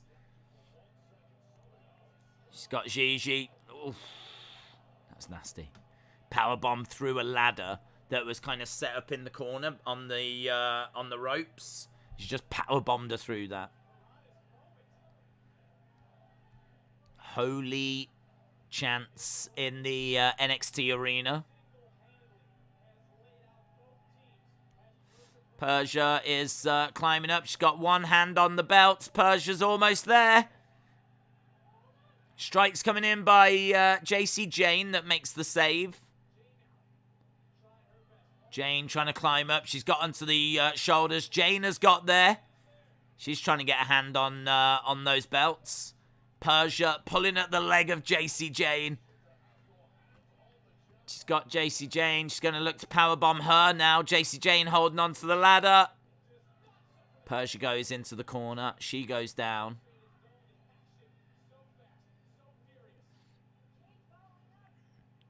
Jane puts the ladder on the back of Persia. I don't think Roman... Who do you think Roman's next opponent should be? Probably Drew. I'd guess they'll end up going that way. Right, here's JC Jane trying to climb up. EO has managed to stop her. How long are we in? 13 minutes in. Why do you hate those multi-person spots? I understand it in a one-on-one, but multi-person matches are always entertaining. It always feels fake to me. So when I watch a wrestling match, I really want to watch something that I believe is an actual contest. I want to find out. This to me should be who is who is the best women's tag team? Who's going to actually climb up the ladder, retrieve the belt? Who's going to win this? So when you get those kind of multi-person spots, I personally don't find them entertaining. I just find them as fake. I find them fake. I find them cringe, to be honest, because I mean, we were just talking about how someone will go outside, there'll be a load of people out there, and then literally seconds later, it's exactly what happens. Zoey Stark goes outside, there's 3 people out there to break her fall. Because it's just the same. I feel like it's the same match. It's the same spots. Like, it's just, I don't know, it lacks realism, lacks originality. That was a bad botch there by Zoey Stark as well. She comes spinning off the top. She ends up kind of landing on her feet rather than splashing on Persia. I also think at times this match has felt a bit like a training match. Like, some of the spots have been a little bit clunky. Some of the things they've actually done have kind of felt like they've not been done at full speed. It's kind of felt like they've just gone through the motions. Like, I can do this. Hang on. I can do... There we go. Like, rather than it just being, like, so fluid and everything. You can tell that they're maybe a little inexperienced. But as I said, I'd just love to see a match where they just went and just like, don't discuss any spots. Just go out there and just have the match. Io smashes Indi's head off the top of the ladder. Io trying to grab a hold of the women's tag title. Io, man, that's a moody spot. That's moody because that ladder didn't break. You'd imagine that ladder would be wood and would give, but it didn't. Look at the face of Indi Hartwell there. Indi Hartwell looks genuinely concerned for Io Shirai there, which you don't really expect. But Io Shirai is at the top of the ladder. She ends up going off. That ladder does not break. Did they use the wrong ladder or something? What have they... Oh, my God.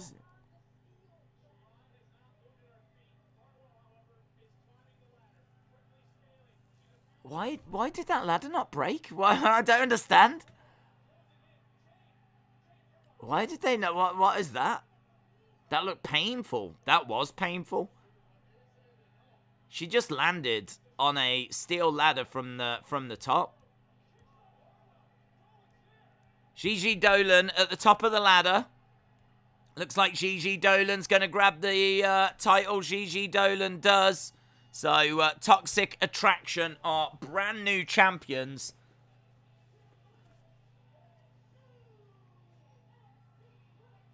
Wow. That EO moment is crazy. They're not sure. Where is EO? I'm guessing they've checked on her and she's all right, unless she's being treated or something. But Toxic Attraction have won the tag titles. Oh, there she is. Why can't they just grab them instead of pushing them away? Indi was hesitating to grab them on purpose. It was staged, says Corvid. Oh, man, that spot is amazing. That spot is amazing.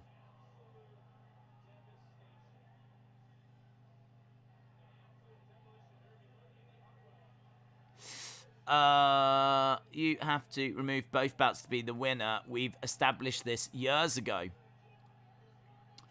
They started playing music before the second belt was removed. Well, the bell sounded. As soon as she took that one belt, the bell sounded. So they did ring the bell. They did signify the end of the belt, the end of the match. Toxic Attraction is most likely to take all the gold tonight, says Erase Your Mind. Looked like it was staged, said JDEMEC. Do you think we'll see Wade Barrett back in the ring? I'm not sure. Would it be the biggest upset if he did? Maybe. Maybe it would be a surprise, but I could see him having one more match. Wow, Beth Phoenix looks stunning there. I don't know what she's dressed as, but she is dressed as something. She's got, like, black horns. And I should imagine an outfit that Edge is very approving of.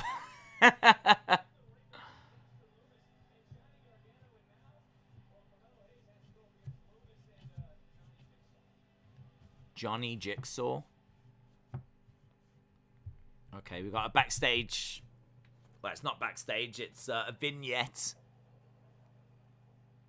What's this? It's some kind of cinematic match.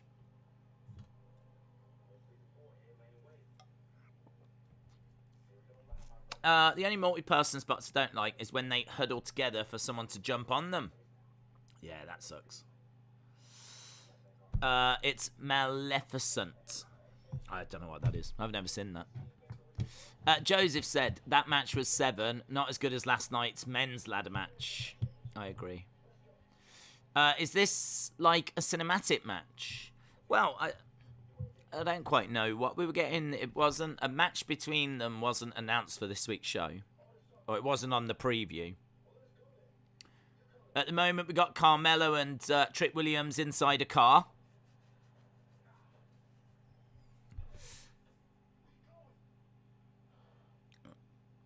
Okay, they're going inside a haunted house, or what looks to be a haunted house.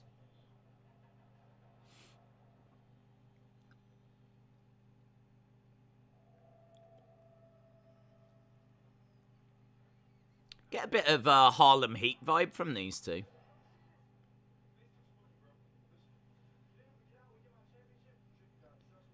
Get in, get out, get my championship. So Carmelo Hayes wants to go inside this haunted house.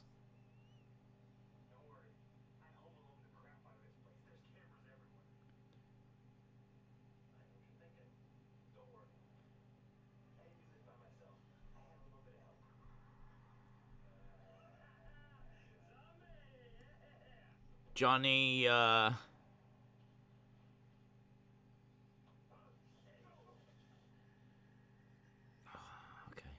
So we've got like, we've got a haunted house. Johnny's created a haunted house.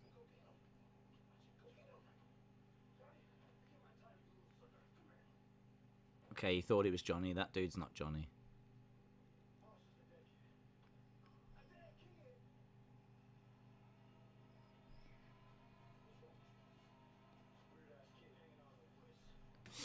There's a lot of sports going on tonight in the US. Is that Dexter Loomis's haunted house? Could be.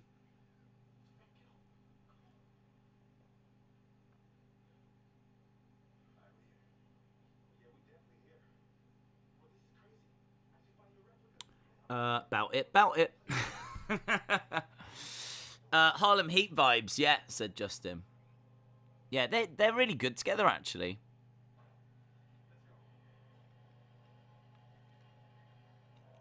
Right, they've gone inside, and that is to be continued. Right, we're going back to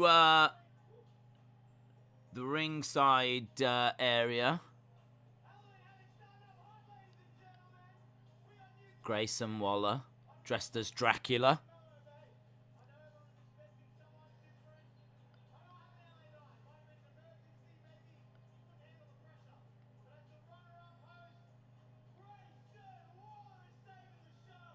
Right, okay, so Grayson Waller is here to do something.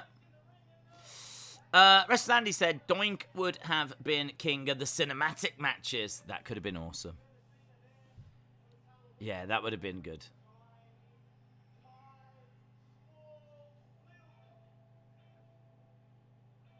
Joe Gacy. I like Gacy. See what Gacy's got to say. Here he is. Gacy wants a hug. He asks for the microphone.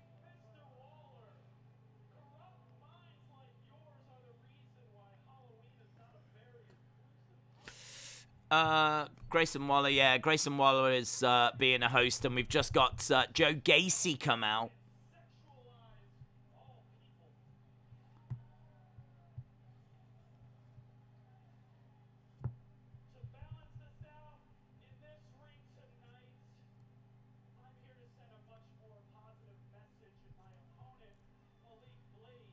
Oh, okay, we've just got a normal match now. I didn't know where this was going, but it's just Joe Gacy against Malik Blade.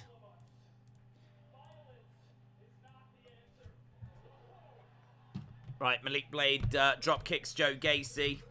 Joe Gacy versus Malik Blade. There we go. Right. Had no idea where that was going. Not a clue.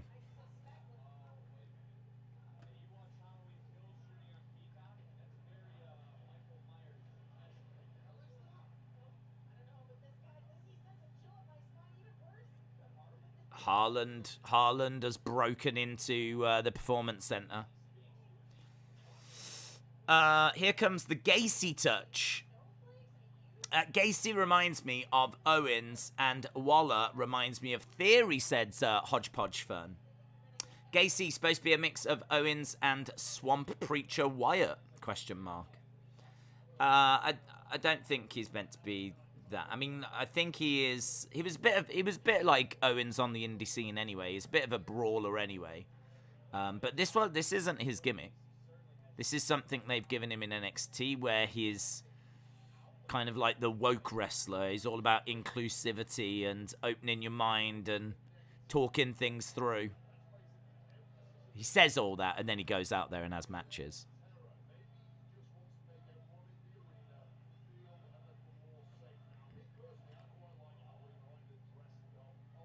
Big splash by Gacy.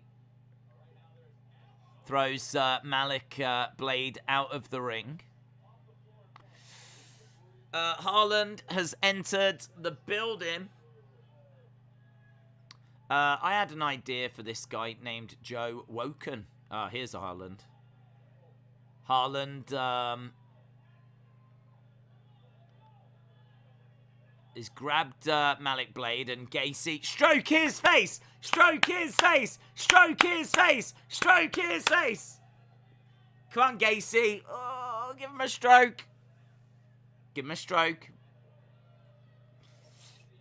Malik Blade, Haaland's there. Big clothesline by Gacy. 2, 3. 3 count. Stroke his face, Gacy.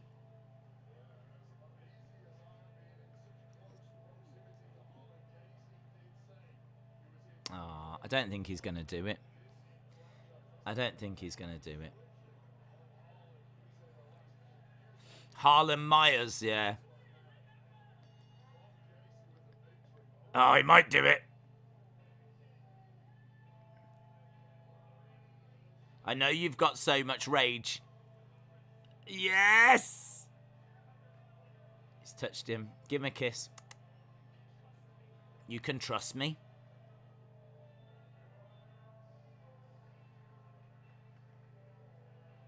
Oh, I love their relationship.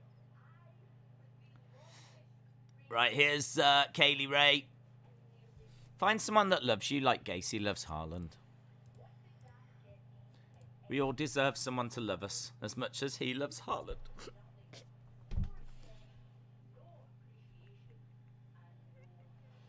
Right, we've got a Kaylee Ray vignette right now.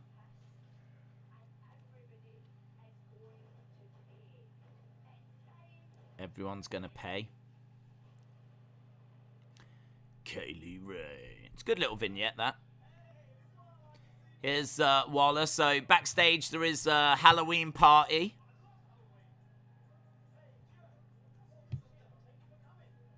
Here's Ikemen and Kushida.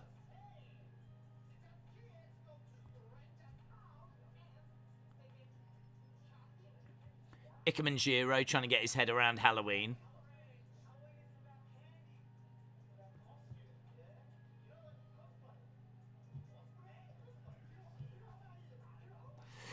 It's a Halloween party. Yes.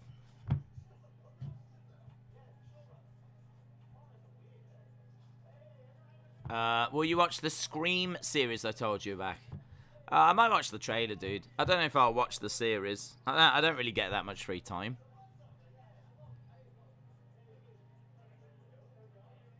Here's Frankie Monet, and we are getting a Lash Legend thing. Couple of...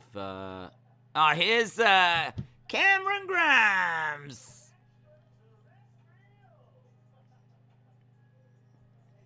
Dressed as an astronaut.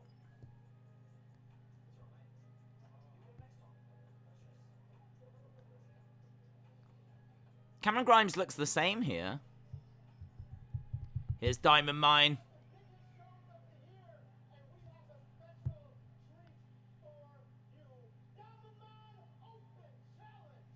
Diamond Mine Open Challenge.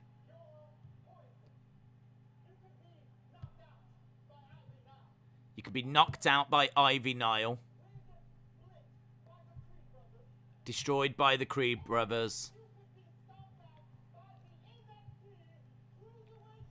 Or stomped out by the Cruiserweight champion. I do love Diamond Mine. I think they're awesome, man. I love the fact she's got them chains around her neck as well, Ivy Nile. Looks really cool, doesn't she? Pick your poison. You can face an open challenge. You can face Roderick Strong. You could face the Creed brothers. Or you could take on Ivy Nile. Diamond Mine are ready to face anyone. I like it. I like it. Is Halloween celebrated in the UK? It's celebrated, yes. It's not as big as in America. But it is a thing, yes. It's always been a thing since I was around, since I was a kid. It's always been something that's been, you know, recognised, but it's grown over the years over here. And, yeah, I mean, now I would imagine, like, it's like anything. If companies think they can make money on it, it becomes a bigger thing. So, like, you know, nights out now, you go out and, like, you know, you could go to the club and it's all Halloween themed. You go to the pub, it's Halloween themed. All the shops have got Halloween stuff in. But it wasn't really that way when I was young. There might have been a little section that had some Halloween stuff in it, but not like it is now. So, yeah, it has become bigger. But you got to remember, I'm a boomer, so it's definitely passed me by. There was no one trick-or-treating when I was a kid. Or certainly not around me, anyway. And I remember asking my parents, was it like a thing when they were young? And they were like, no. It didn't even exist when they were young. So it's just one of those that's just, you know, just grown year by year by year. And I'd imagine that it probably will get to where America is. There's a lot of parties and things that happen here now for Halloween. Days, did you see the new mystery person walk past you in that party segment? I didn't. No, I can't say I did. Cameron Grimes seems to be striking out with the ladies. He's trying too hard, says JP Thorne. What faction did Diamond Mine remind you of? What faction did Diamond Mine remind me of?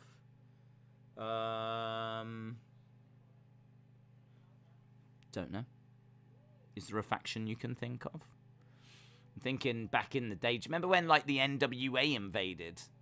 And you had, like, Dan Severn as the leader. That was like an MMA faction.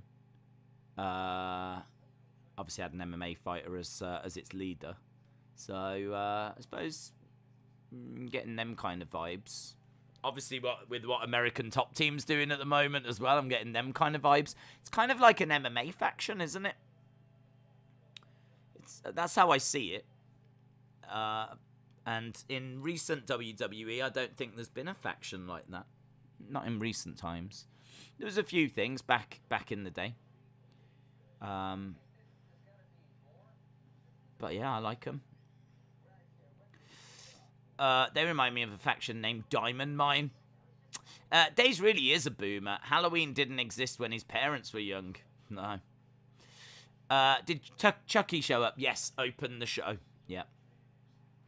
R.I.P. Gunther from Friends. Yeah, that was really sad news, wasn't it? That was really sad news. That was a shame. I think he'd been battling, was it cancer or something, for a while. So yeah, that was awful. Right, we're going back. We got Diamond Mine in the ring. We're half an hour into this show. We're half an hour into the show, and we've got a diamond that's projected into the ring for Diamond Mine.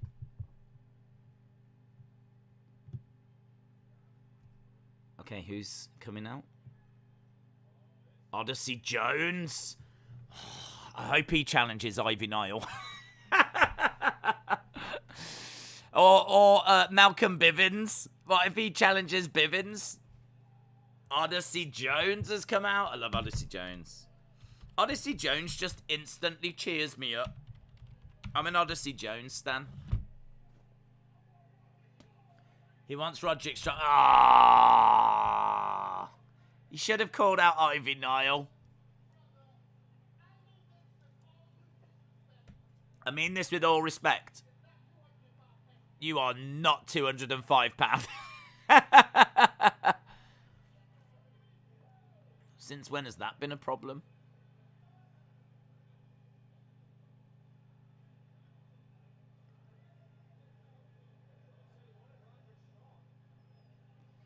Is Roderick Strong going to do it? Strong's going to go for it.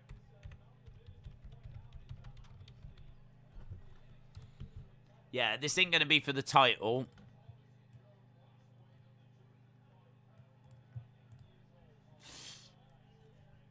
Barrett said the last time that Odyssey Jones weighed under £205 was when he was 8 years old. That's a good line. That's a good line. So, Roderick grabbing the leg of Odyssey. Big strikes coming in. Big chops coming in. Be a good match, this, actually. Roderick Strong gives everyone a good match. And Odyssey Jones, I'm so high on this guy. Malcolm Bivens needs to get squashed by Odyssey Jones. Zoom Station said, looks 205 to me.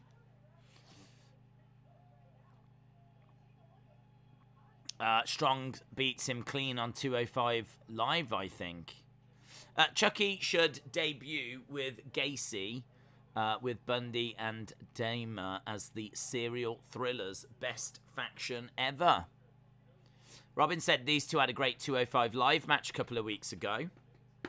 Jamie, shout out to you. Hope you are well. Legend Killer, shout out to you. High Flyer said this match is going to be hella fun. Odyssey Jones in control at the moment. Roderick Strong down. Odyssey grabbing Roderick. Looking to slam him down, but no joy. He's got a sleeper hold applied, and Roderick Strong goes over to the corner. Big kick by Roderick Strong. Kick to the legs by Roderick Strong. Kick to the side of the head by Roderick Strong. Odyssey Jones goes down. Big strikes coming in by Roderick Strong. One count. One count by Strong. Strong in control. He's got head and arm. Odyssey chants, and Bivens looks out to the crowd, a bit annoyed. Wrestling Andy said, this is like if Jose Aldo fought Francis Ngannou. Yeah, it is. I wouldn't mind them seeing weight classes come into wrestling.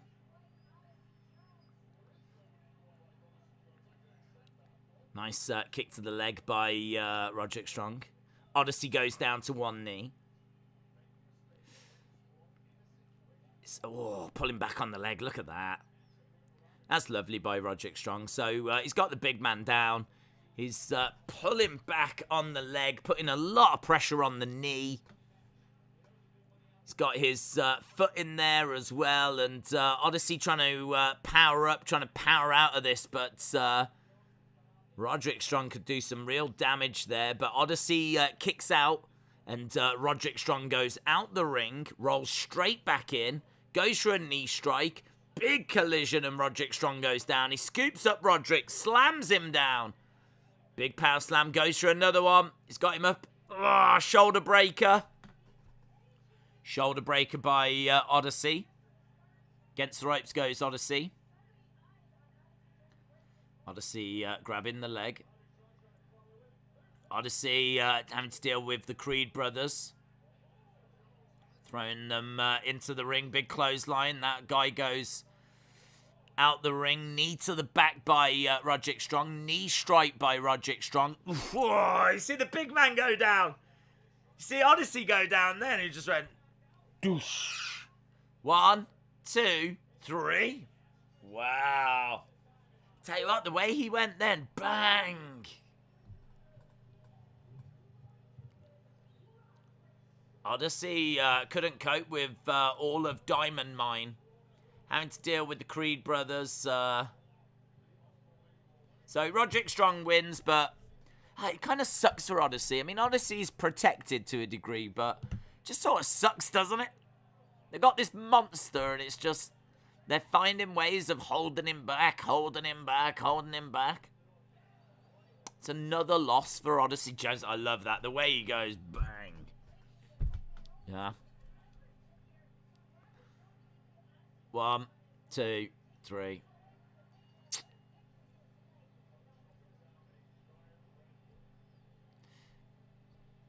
Yeah, I don't know where that'll go. I don't know what they'll do with Odyssey. They clearly see something in Odyssey. They have to. You already know that Vince will. Loyalty is one of our biggest strengths. We'd never let anything get between us and Volta.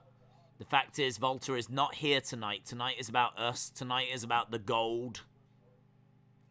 We worked harder for this opportunity than anyone else. We'll never be more ready, never be more prepared. Tonight is our night. We're Imperium. And to us, the mat is sacred. I love Imperium. I might get one of them shirts, man. That Imperium shirt looks class. Oh, I really like Imperium. I love what they represent. Talking about how the mat is sacred. Right, are we going to the Women's Championship match now? Here is Mandy Rose. She's got wings. She's been drinking some Red Bull. She's in her sexy Tomb Raider attire.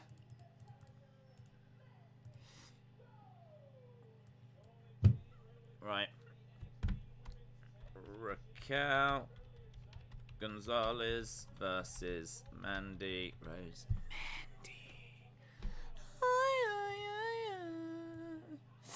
Come on, Mandy. Don't want Mandy. Stupid Mandy. Volta might come out. I hope they save him for a future WrestleMania card. They said that Volta wasn't there. So, I don't know. I'd like to see him. The Ring General. I made my own NXT and NXT takeover stages out of cardboard. And exactly the same thing as the first Thunderdome stage. Isn't that exciting? Says Jonan. It is. Well done, bud. Very cool. Have you ever built your own? No. No. I got an entrance stage.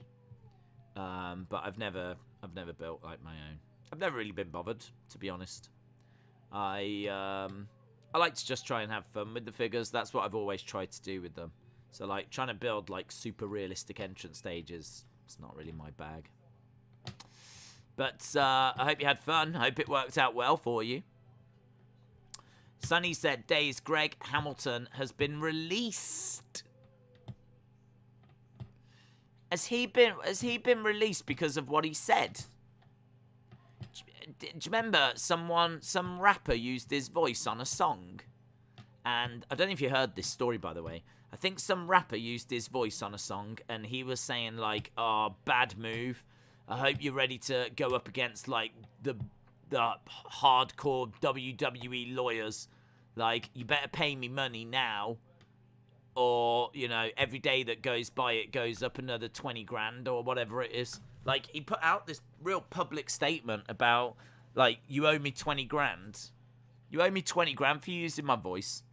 And every day that goes by, it goes up another 20 grand. Or it was something like this. It was like this massive outburst against this, like, this rapper that had used his... I get it. I mean, if his voice had been used against his permission, I understand why he would be upset. But how weird that story came out, like, the other day, and now all of a sudden he's been released. Is it connected to that? I genuinely don't. I haven't seen this story. So, if that is the case, I wonder if there is something to do with that. They've confirmed his release. Yeah, I think that's what led to the release. Interesting. I wonder why. What, because he mentioned WWE lawyers? He threatened to sue for 20k. Yeah, but he threatened to sue a rapper. He didn't threaten to sue WWE. There was some I didn't even hear that. Yeah. There was this rapper that used Greg Hamilton's voice. I don't know his name. He's probably a famous rapper, but it ain't Kanye or anyone like this. Do you know what I mean? It's like one of these new rappers. And, like, someone like DaBaby. I don't know. And he said, like, you used my voice. Like, something like bad move, idiot. Something like bad move, idiot. Who goes using other people's intellectual property without, like, arranging something in advance? Pay me what I'm owed now. And every day that goes by, it'll go up. Otherwise, and he did mention you'll be facing the toughest WWE. He did mention WWE in this post. He did say, like, you'll go up against, like, the toughest WWE lawyers or something like this. I do remember seeing that, thinking, wow. He must be really in with them to make that kind of a statement. Do you know what I mean? And to do it publicly as well. Why did he do it publicly? Clearly has upset people as a result.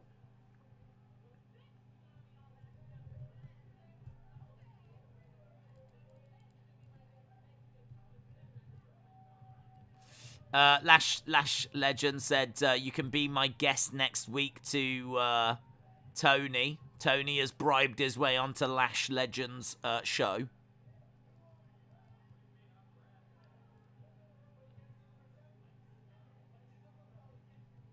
Von Wagner is Brad Pitt. Can't quite hear what they're saying. The audio levels aren't brilliant. Here's Duke Hudson and Cameron Grimes.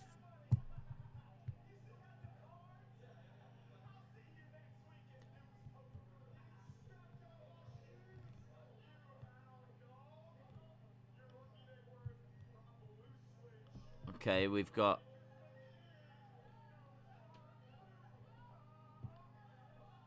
an argument between two people. I don't know who they are.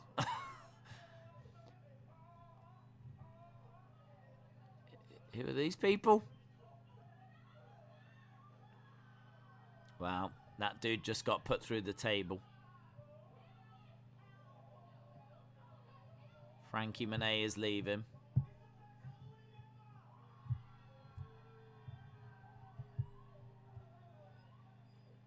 Do you know what? Fair play to Tommaso Ciampa.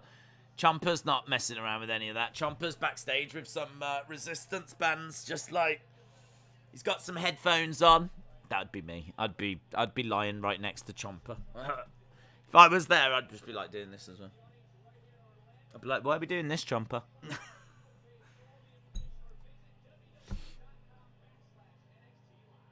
Right, we've got Mandy Rose in the ring. Exion Quinn.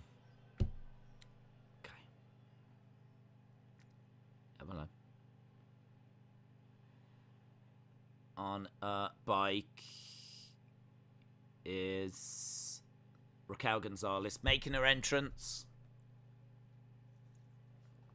Exion Quinn. I remember the name, but I don't remember anything about him, you know, Austin. Exion Quinn. Through the table. It was Robert Stone. I did not recognize Robert Stone, you know. Here is Raquel. She's come in on a bike. Wow. she's riding around like Undertaker.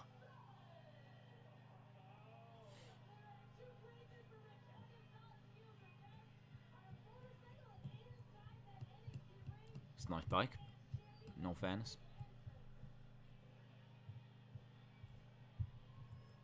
Nice bike. Shame about a ring attire.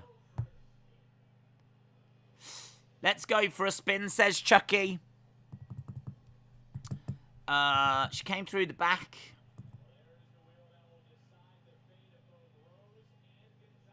The wheel is spinning. Mandy Rose is having a look as well. It's Chucky's choice. What's the point in having a wheel?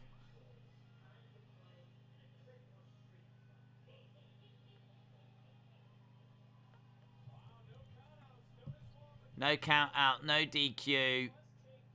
What's the point in having a wheel? What's the point in having a wheel where you spin to find the stipulation? And it turns out that it's Chucky's choice in the end. So after all of that, we just have to go to Chucky and go, Chucky, can you let us know? Can you let us know what we're doing? Because it was meant to be spin the wheel, but it turns out you get to decide. So it is a trick or street fight. No count outs, no DQs. I guess the motorcycle is supposed to scare Mandy. Yeah. One thing you don't know about Mandy Rose is she is very scared of motorcycles. One was very nasty to her when she was a kid, and she's never shook that off. Nice bike. Apparently Greg Hamilton is in a legal battle with that rapper West Side Gun. That is that's a bit weird. Well, I just don't get why has he been released? If he's in a legal battle, why is WWE released? I don't get it. Rapper uses his voice without his permission. He gets upset and says, "I'm gonna sue you." WWE release him. Like, I feel like there's this big missing piece of the puzzle that I'm not quite seeing. I don't know if it's because he mentioned them in that post, but that's a bit extreme to let him go for that.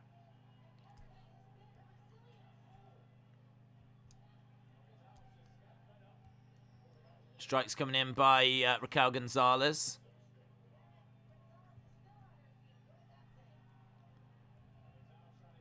Into the plexiglass goes Mandy Rose. I don't think I've seen a female wrestler the size of Raquel since China, says Zoom Station. I'd say Jade Cargill is that size. And Camille. I can't remember if Rhea Ripley. Do you remember when they had that feud? Can't remember who was bigger there. I don't think Rhea Ripley was bigger, but I'm not sure there was much in it.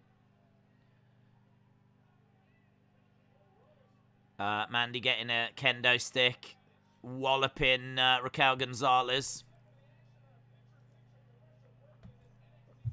Will you ever get your own Chucky doll? Nah, I'm not really. I've got a little Chucky figure, in all fairness, but just because I've got quite a few of like the key horror characters. Because I went through a phase where I really liked those figures, so I do actually have a little Chucky figure. But I don't need a doll. I really don't need it. I'm not that guy. West Side Gun is Aftermath. Why is Chucky in NXT? He's got his own show on the USA Network. So as a result, it's just a way of kind of promoting that. So that kind of a thing. Raquel was using Strowman's motorcycle. She is his girlfriend, said Erasure Mind. Interesting. Very interesting. Looks like Mandy has copied Jamie Hayter with cheek lifters. Is that a thing? Is that a thing that actually exists?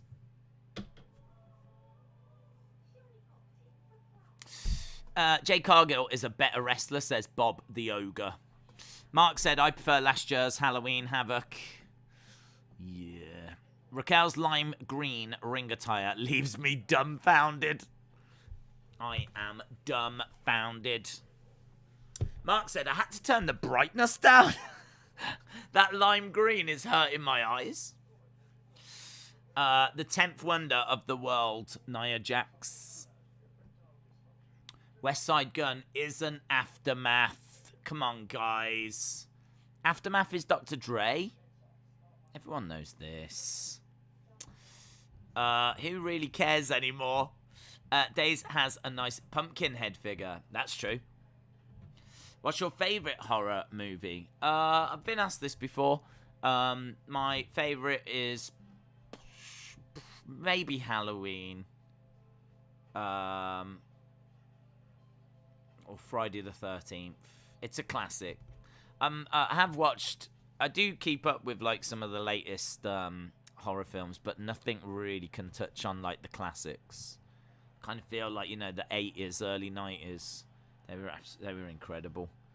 I mean, It Follows was pretty good in recent times. I enjoyed It Follows. Get Out, that was all right. But yeah, I mean, nothing touches, you know, the classics. It's a bit boring, isn't it? Like, I wish I could, like, say, like, this amazing horror film, but, like, it's just all the classics. It's the ones that everyone knows and loves.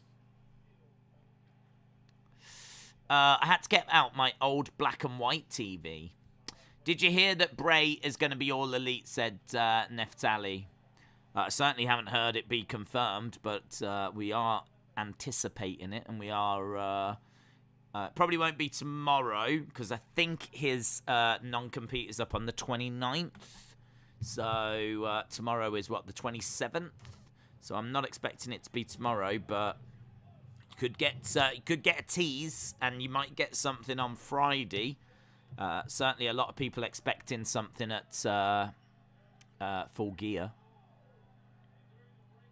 When is Full Gear, by the way? I need to have a look at that. When is Full Gear? Because please tell me that's not the same night as, like, UFC 268. Full Gear AEW is the 13th of November. Thank you, Lord. The 13th of November. Raquel Gonzalez is in a chair, and the kendo stick has been put in between the armrest, so Raquel Gonzalez can't get up. Knee strike by Mandy Rose.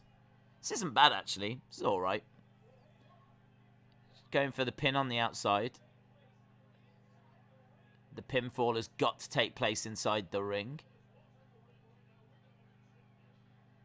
She's absolutely battering Raquel Gonzalez with that kendo stick. Mandy Rose is really upset that this has got to end inside the ring. Going Ghost said, who would win in a triple threat? Pennywise, Chucky, or Ghostface? I would imagine Pennywise because of the size. But Ghostface might be a bit quicker. Why did she put that mask on? Why did she put the mask on? She just turned around and she's got, like, the headbutt, the Freddy mask on, the Jason mask on, but, like, why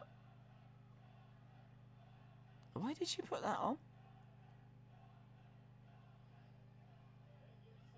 She's trying to get her in the ring.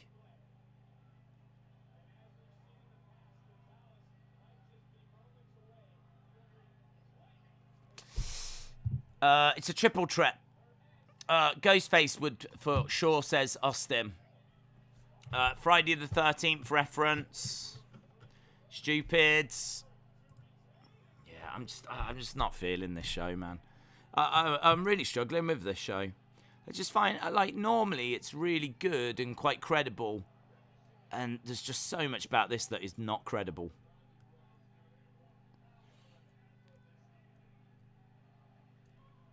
Drives Mandy back. Some of this action's pretty good. I'll give him that. I thought the Odyssey Jones match was all right as well. We want table chants from the crowds. Running around. Big boot by Raquel Gonzalez. And Mandy Rose goes down.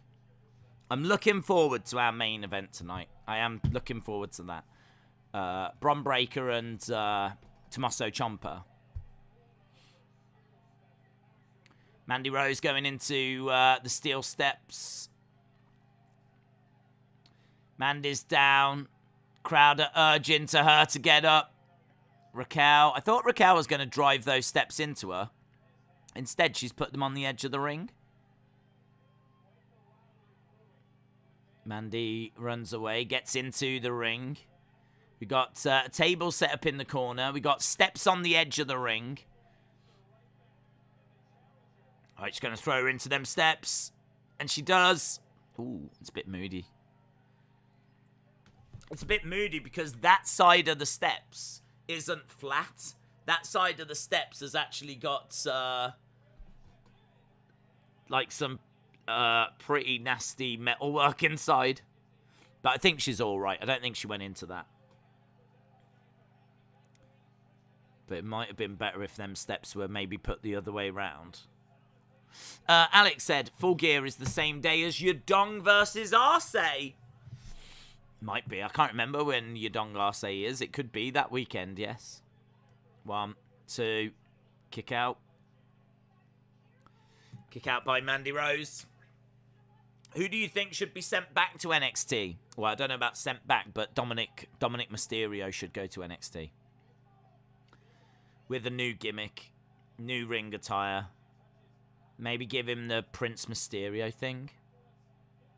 I think it'd be quite cool if, like, he got burnt or something like this and he decided to put a mask on because he didn't like how he looked anymore.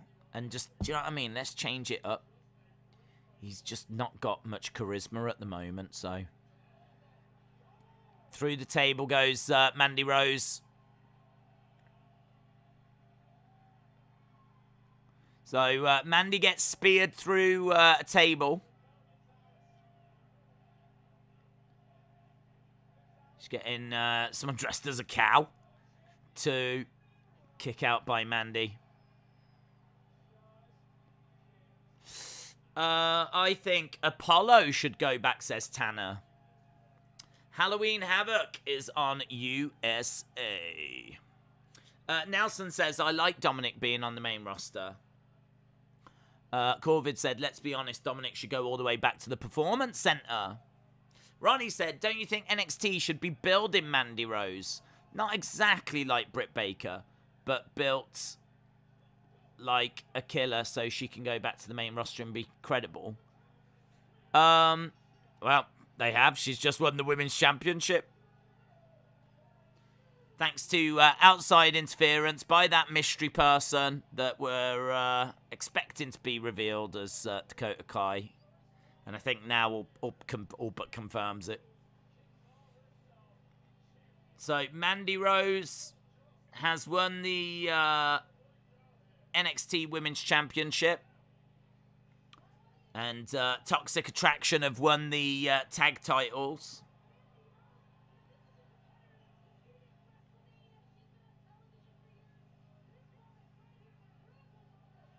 So, Raquel got walloped with a shovel. She went down and a knee strike by Mandy Rose.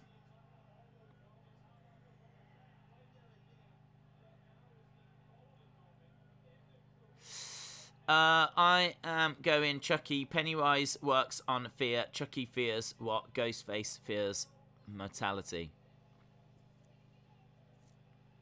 Yeah, they suck.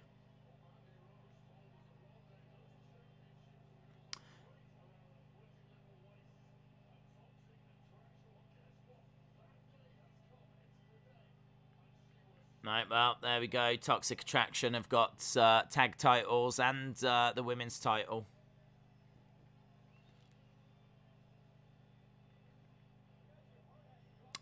We've got Death in the ring.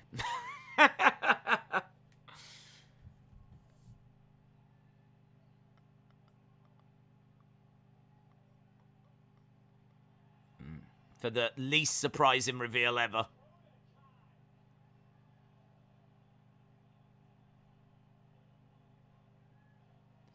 Welcome back, Chance. Unbelievable. It is unbelievable. Unbelievable. Dakota. She costed her the title. Up next. Right, are we at, I think we're at halftime. Get in your halftime scores. Put your scores on the doors. What do you think? Wouldn't she have rather taken the title off Raquel, says Austin. Probs. I don't want to watch Toxic Attraction every week, says Nicole. Neither do I. Toxic Attraction have got all the belts, like the Bloodline. They didn't need to do a reveal like that. We knew she was coming back. I don't know, man. I don't know. I don't know if I'm just, like, really extra down on this show because it just hasn't got going for me. This show has just not got started at all for me. I mean, I did start getting into Odyssey Jones, Roderick Strong. And then, you know, it's a bit disappointing Odyssey Jones lost. But, well, whatever. And there was maybe, you know, I like the EO spot in the first match. And there were some alright moments in that title match. But, like, yeah, I'm not a fan of Toxic Attraction. We've just gone and put all the belts on them. Yeah. Don't know, man. I'm not being... It kind of feels like we're aiming NXT at simps. Do you know what I mean? Is that the market we're going for? We're not aiming at, like, wrestling fans. We're just trying to attract, like, pervs. Which, if that's you, welcome. Welcome to the watch-along, the weekly simp watch-along. That's the direction NXT is seemingly going in now. Joseph said Toxic Attraction's awesome. 8 out of 10. Joseph's a simp. Giving Mandy the title is such a bad move. She isn't gonna be out there giving great matches.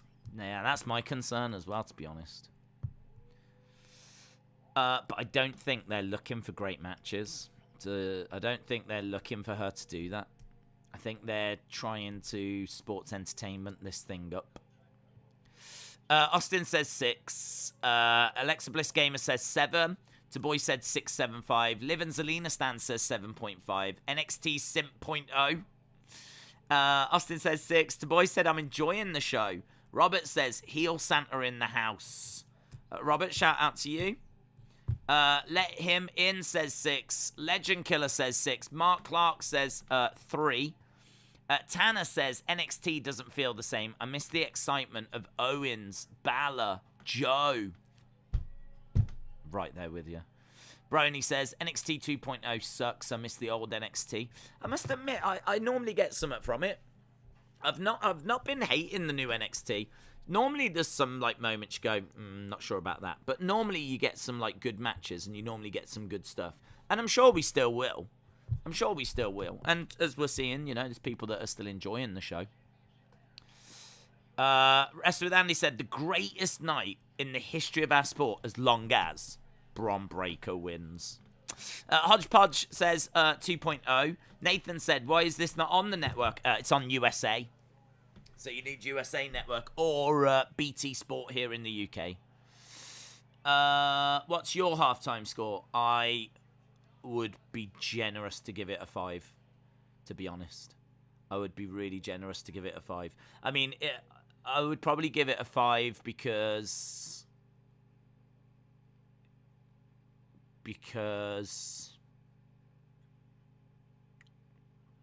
title changes.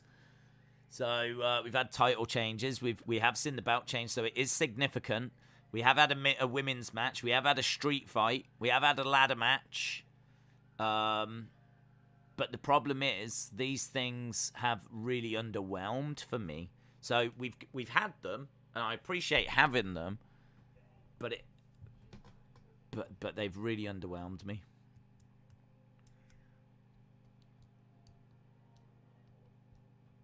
I would much rather we just had one and they knocked it out the park. But yeah, I'm probably at about a 5. I'm not lying. The show just has not got started for me.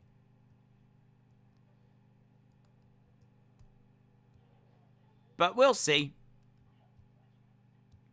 We've got Carmelo Hayes and Trick Williams inside the haunted house.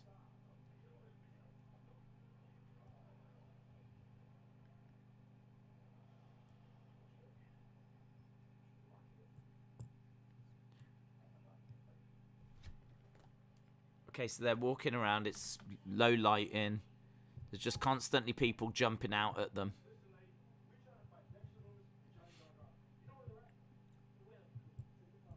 Why do they need them now? Like, what I don't understand is, why would you walk around this haunted house? Why don't we just go, do you know what? I'll find them. I'm sure they'll be at NXT at some point. Let's get them next week. Why wouldn't you just do that? I would. I'd be like, I ain't messing around with this. Let's go to the bar. We'll have a drink. I'm sure we'll catch them next week. We'll have a word with William Regal. He'll give us a match. It's really not a problem.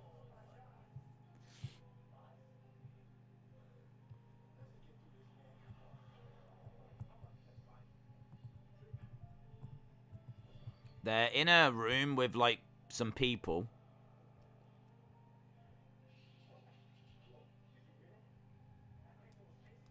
There's noises. They're jumping around. Andre Chase is in there? What's Andre Chase doing in there?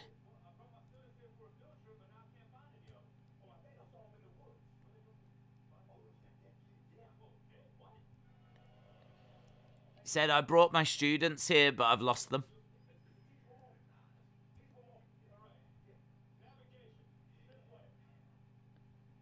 Okay, so they found Andre Chase.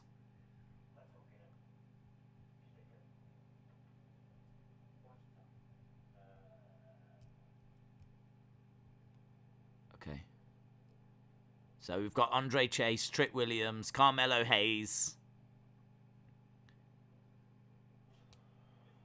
There's Loomis, but he's gone.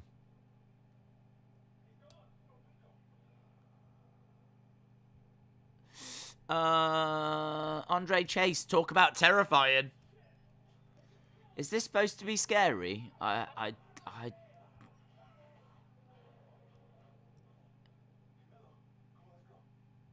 know. Here's Dexter.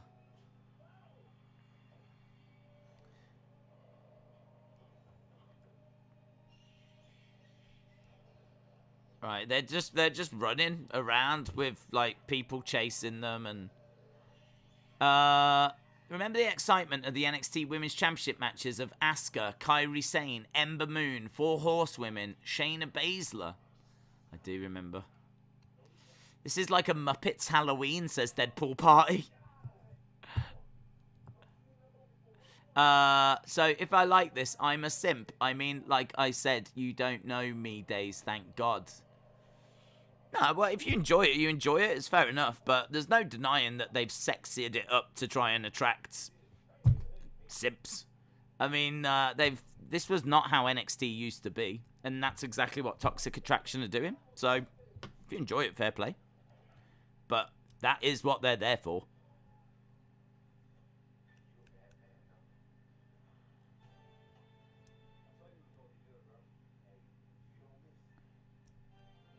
Okay, so he's just picked up the North American Championship. He's got Dexter and Johnny behind. Right, now they actually throw a punch.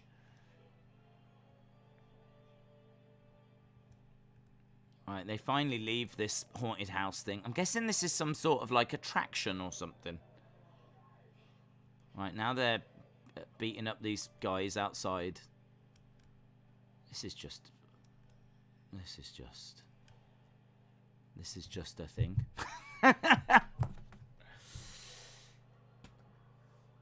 I agree.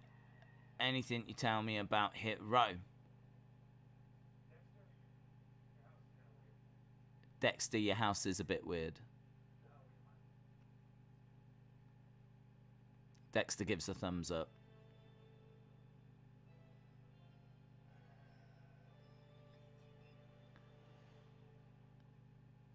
There we go. I mean, someone... Mark enjoyed it. Right. We've got Grayson Waller inside the ring. Halloween Kills is on Peacock. So there's a little advert for that right now. I think we're going to hear from Grayson Waller. We've got 45 minutes to go. Well, that happened.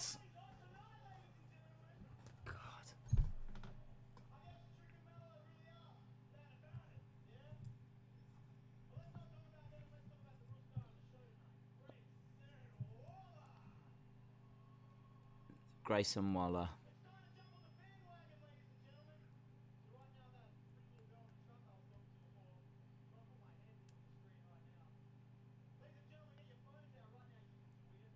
You can tweet me. We've got Grayson Waller's Instagram, TikTok, his social media stuff. If you want to get in touch with Grayson Waller, this is where you can find him.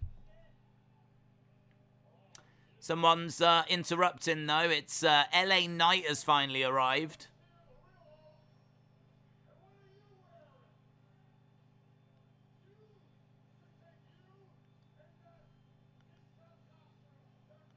Okay, so LA Knight has come out.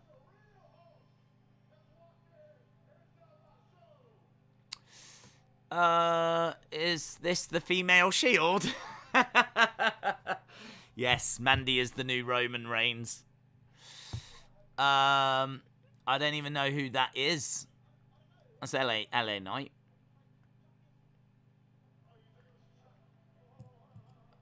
Right, I don't know who this is.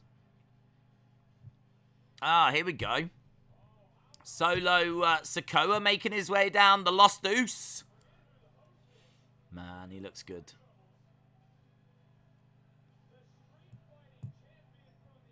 The street fighting champion from the island. Why are we bringing him in this segment?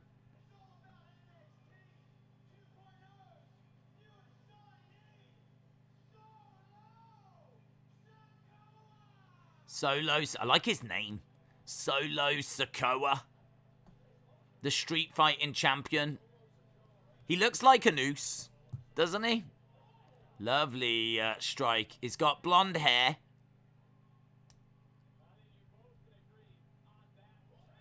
Over the top rope. Hurls him out. He looks good, doesn't he? A thinner Samoa Joe.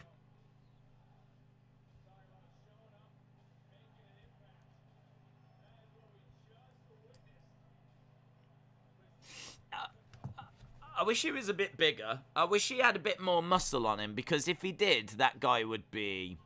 I mean, he looks great anyway. Oh, there's Chucky. Chucky's in the locker room with Bron Breakker.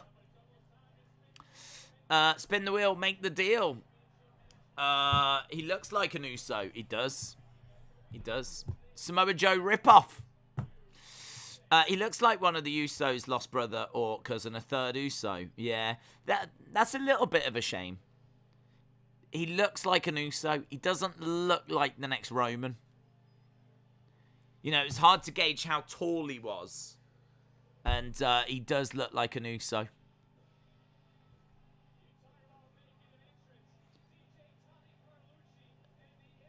Right, we've got MSK.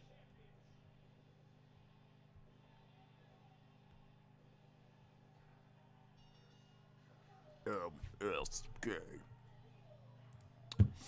It looks so much like Jimmy and Jay. I think people will figure it out.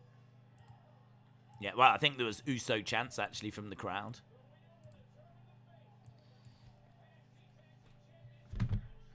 MSK versus Imperium.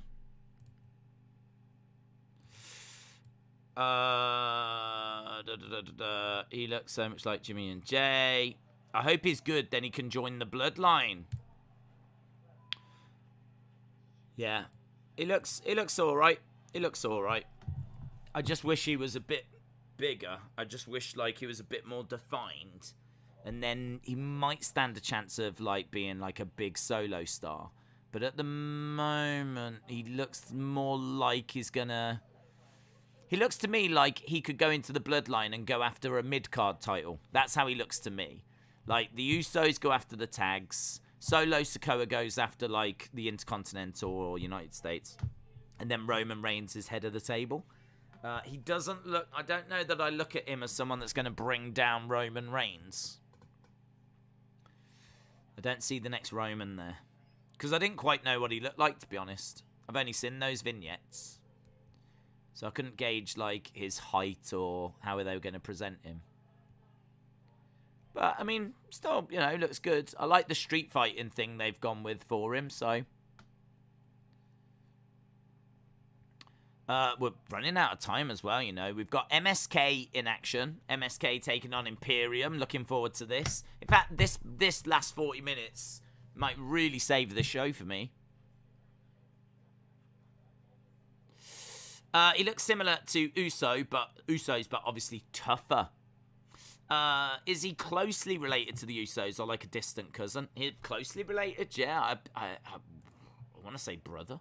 I want to say he is actually like the brother.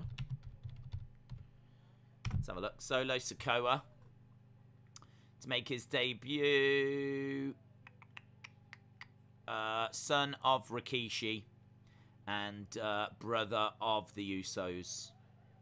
So he is the brother of the Usos. So the reason he looks like an Us is because he is an Us. Obviously they were twins, identical twins. He's the brother, so he's not identical as them, but I mean the resemblance is stunning, isn't it? Mandy Rose doesn't look like she could beat Raquel, says Deadpool Party. He'll get to SmackDown in no time, says Aspects. I thought he was the little brother to the twins. He is the brother, yeah. I don't know if he's older or younger. He could be the younger brother.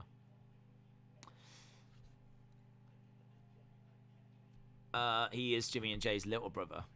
Why is MSK so hated right now? Not sure. I don't hate MSK. I think they're all right. They haven't really done anything to blow my mind. They came in with some excitement. Weren't they the Rascals in Impact? And they kind of came in with some bursts, won the tag titles, and then just hasn't really been any feuds or anything for them to do. I think like those, they haven't really had any of those great NXT tag matches. You know, those great NXT tag matches where we had like American Alpha and The Revival and DIY, and they were like some of the best matches of the year. We're not really getting them from the tag division anymore. TakeOver used to start with like those tag matches and they used to just rip it up. I haven't really seen that from MSK. Here's Imperium.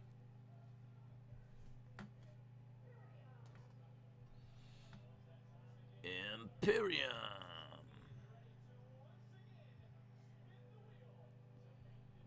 Right, Chucky is going to spin the wheel to make the deal.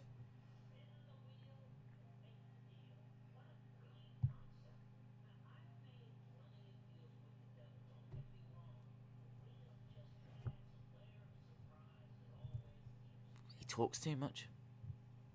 Just spin the wheel.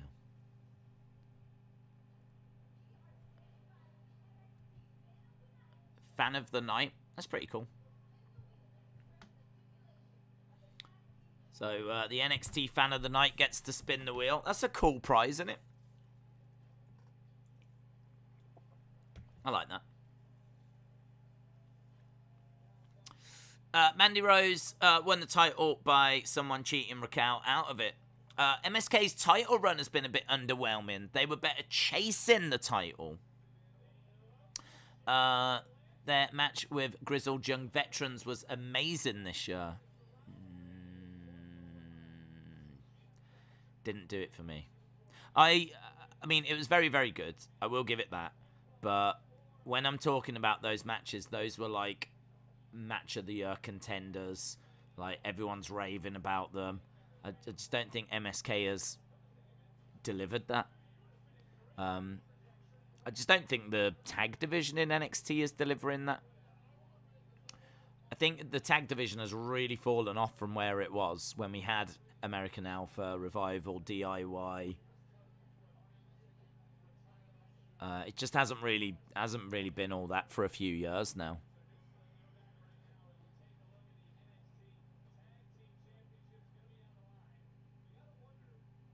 Right, it's Lumberjack. Lumberjack O'Lantern, so it's a Lumberjack match. We've got the locker room that's come down.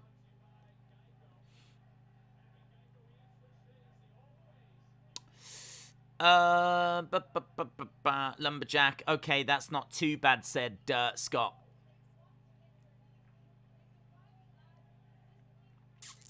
After WWE, I'm going to watch Jimmy Kimmel, says Exorcist Leo.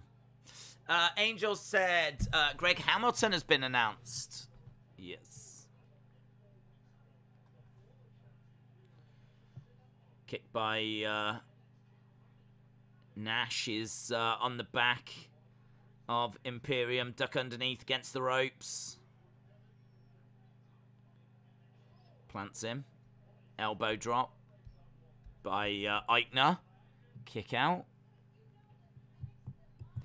21-year-old Days not finding toxic attraction smexy. Isn't that what all 21-year-olds are like? No, you're stereotyping. That's bad. JP Thorne said, I'm calling it now. During the poker game between Grimes and that other guy, drinking occurs where someone says, I usually chase down my whiskey with soda. Then Andre Chase appears. Do you think this NXT has been as disappointing as yesterday's Raw? Easily. Easily.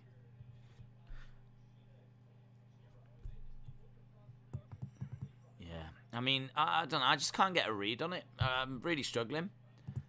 I'm struggling to get a read as to whether it's me being a boomer and this just not being, like, for me.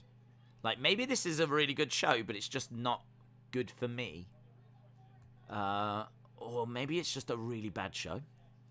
But it's striking me as a really bad show. A lot of the comedy is just missing its mark. I just don't find it funny at all. Like, the Halloween house thing was just stupid. It was just silly. It was just really silly. And as I said, like, the toxic attraction stuff, I'm not a fan of. The Dakota Kai reveal was, like, super obvious. The Wallace stuff was just rubbish. It's just really bad. It's just a really bad show.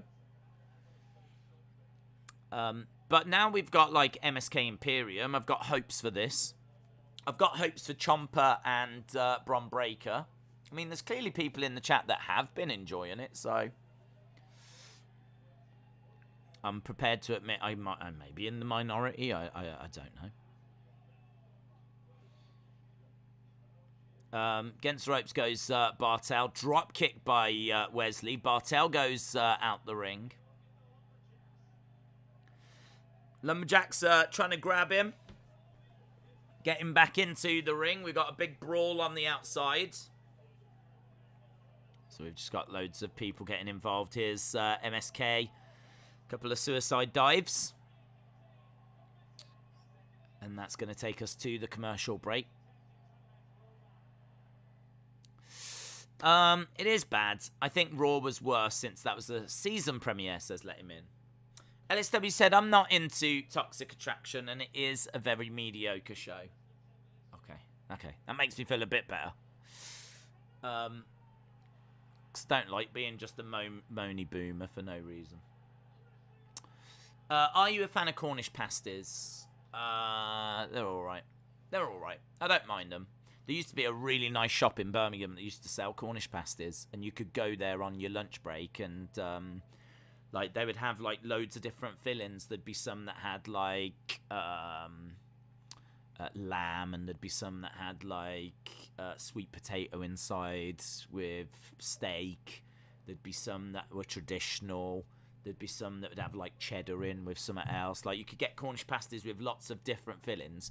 I think officially it's meant to have like beef and parsnip, or I don't know. I'm not sure what's meant to be inside. We've spoke about it before. It's weird this conversation has come up before about Cornish pasties. But what they were is they're I can show you a quick picture. I might as well show you a picture rather than trying to explain it. We are at commercial break, by the way. I don't think you get these in America, to be honest. I don't know that this is a thing in America.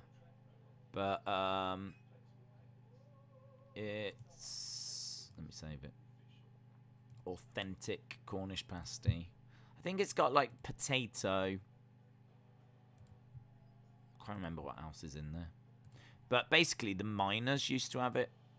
So the miners used to take them down the mines, and it's like everything you need in its own little container that's edible.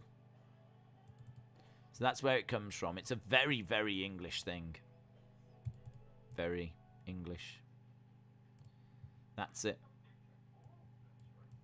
So it's a pasty. It's completely sealed.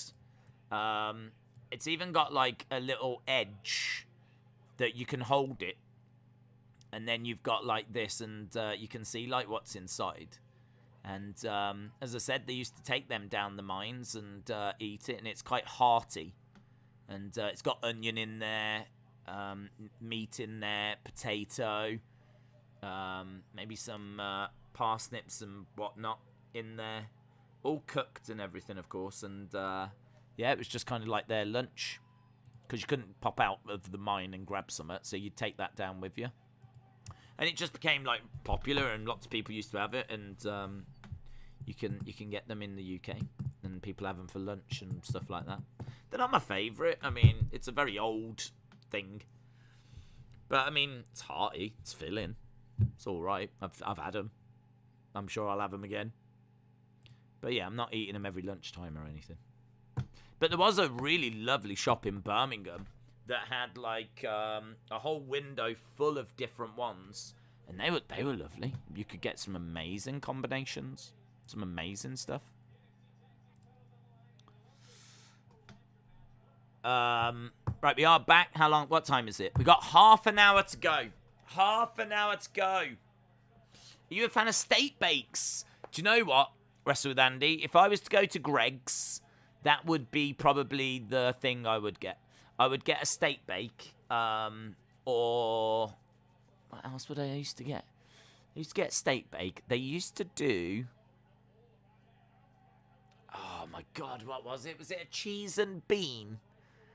They used to do one that had baked beans in. I think it had cheese in it as well, and that was inside like a pastry thing, like a steak bake, but I'm sure it was cheese and bean, and that was actually quite nice.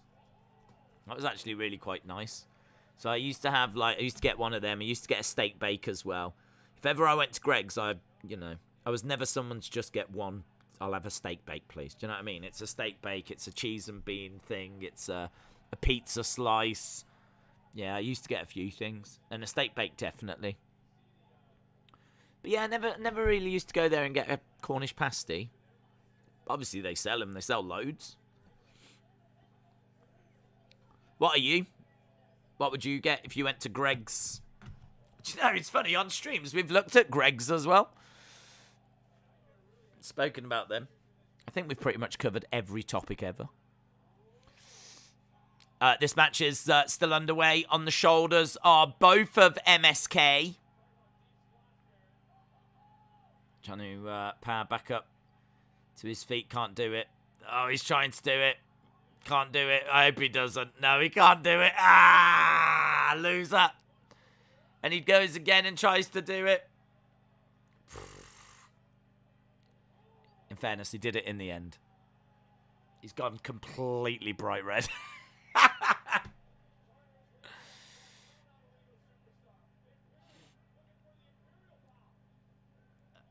Goes out the ring. Bartel up top. It was Eichner, by the way, that was trying to power them back up.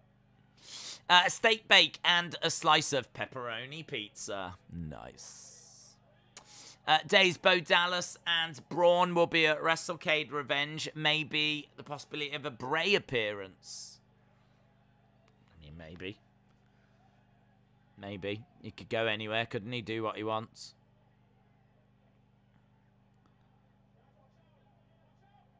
We've got loads of lumberjacks to the outside. Just multi-person spot. I don't know. I don't know if these I don't know if when they go like, hey, someone was dressed as the. Was someone dressed as the Fiend? Was someone dressed as the Fiend? I saw someone that looked like they were dressed like the Fiend for a second. I don't know what's happening now. Have the lumberjacks been taken away? What is this match? What's going on now? Where have the lumberjacks gone? Why? Why are there no lumberjacks? What's the point in spin the wheel, make the deal then? What's the point of this show?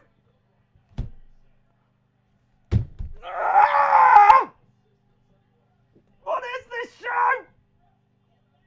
Goddamn stupid! God damn it! So the first spin the wheel. Oh, we've got to ask Chucky. Chucky, can you tell us what it is? Because the wheel won't do it. And then the second wheel.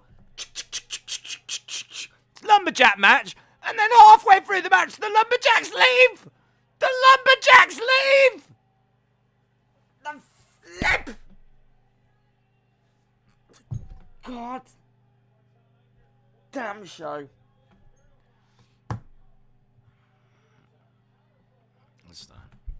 I just don't know. What is this? Is this wrestling in 2021? Is it? No lumberjacks. They've all gone. I mean, in all fairness, I'm fine with this just being a normal match. I'm fine with this just being a normal match.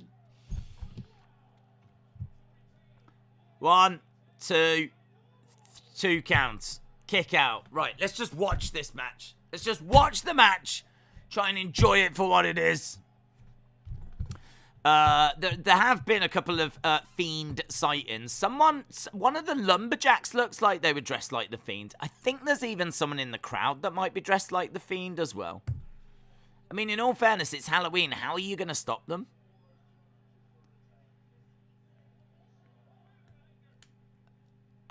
We've got Spinebuster against the ropes, kicked by Eichner. Wesley charging over, gets put up top. Top rope enziguri. Caught, planted by Eichner. Brainbuster. For the beginning of the end. Plants him down. 1, 2, 3. And Imperium have won. Imperium have won the tag titles. Someone in the crowd dressed like Finn Balor, you know. Someone in the crowd like full-on demon. Wow. All the titles have changed hands. MSK have lost the tag titles.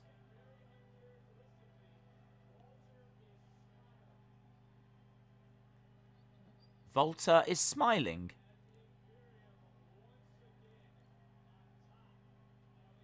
How does he know Volta's smiling? Yeah, someone is dressed as the Fiend. How are they going to get away with that? Like, you could understand it being, like, someone in the crowd, but how have they been allowed to, one of the wrestlers been allowed to dress up as the Fiend? That's weird, isn't it?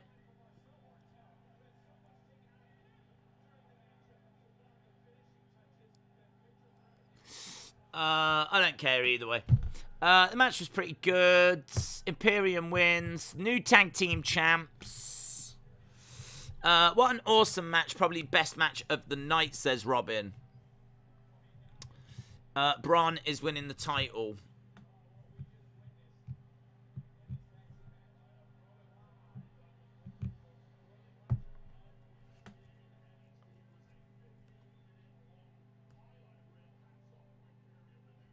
Wade Barrett said that was a 15-minute long highlight reel.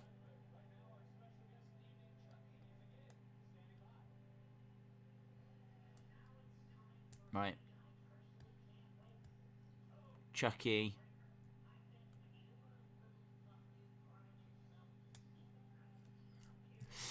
What would make you watch Impact? Bray. I'd tune in to see Bray if he went there. I'm watching NXT. Legend Killer, shout out to you. Up next, Tommaso Ciampa against Bron Breakker.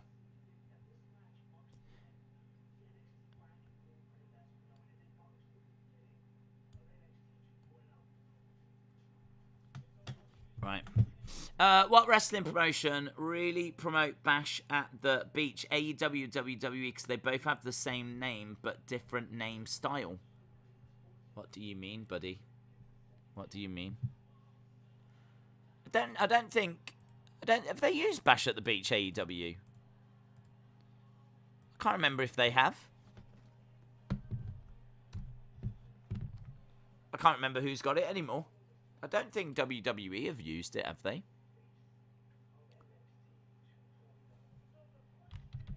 Ciampa versus Breakker.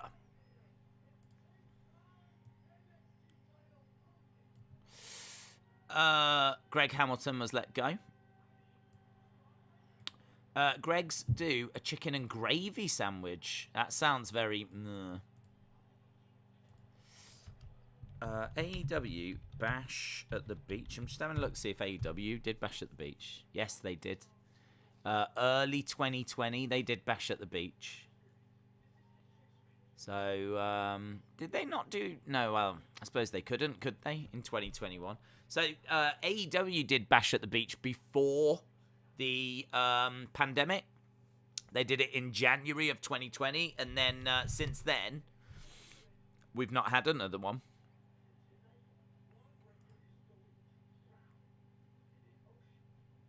Certainly not that I can see. But is not the Fiend is pirate. Oh, it's not the Fiend, it's a pirate. Oh, it looked like the Fiend? So you're telling me that wasn't the Fiend? I should imagine someone on Twitter's found it. Let's have a Google. Definitely looked like the Fiend's trousers, didn't it? Let's have a look. Someone was dressed as the Fiend. 2 lumberjacks dressed as the Fiend. There's lots of people saying dressed as the Fiend. Yeah, there's someone in the crowd that's wearing a Fiend mask. There's no pictures.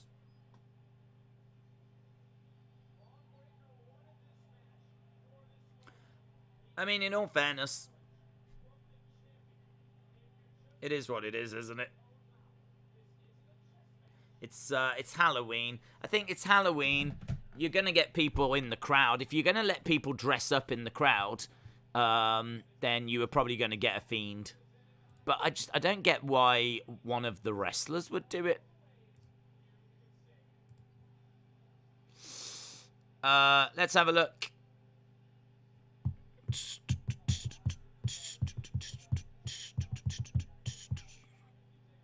Who do you think will leave as NXT champion?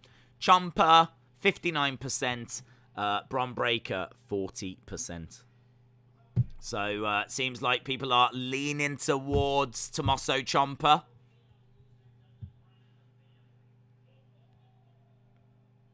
Okay, here comes Ciampa. Ciampa and Goldie.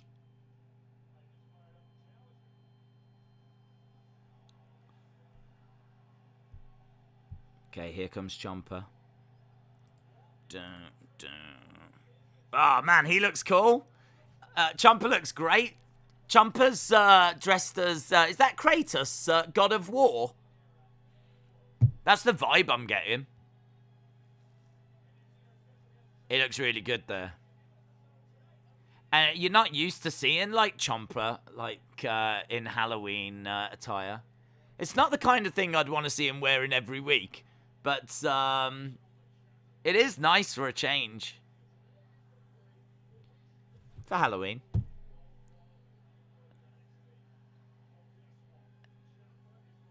Oh, he looks good as well. Because of the beard and everything.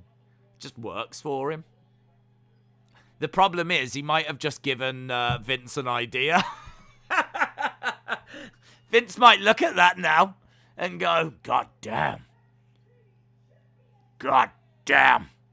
I love it. Right, we've got Bron Breakker.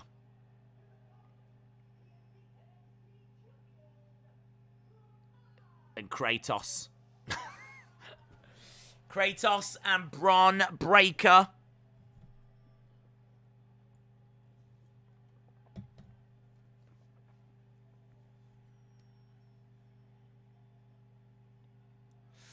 Right, here we go. How long we got left? Only 15 minutes. Yeah, I can see a title change here. I could see a title change. James Chadwick said Raw got 1.6 million. Pushed by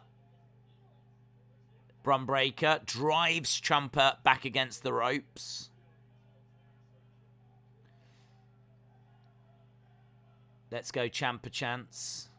Against the ropes goes Bron Breakker. Over the top of Ciampa. Ciampa over the top.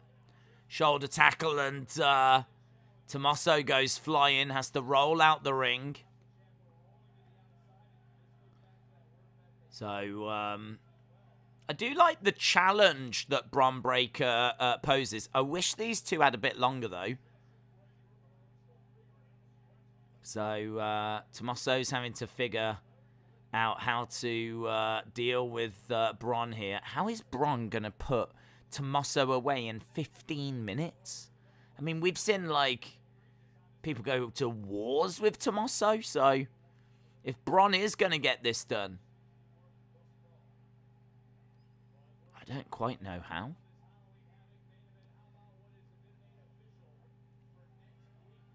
Next week, we've got Loomis and Gargano against Carmelo, Hayes, and Trick Williams.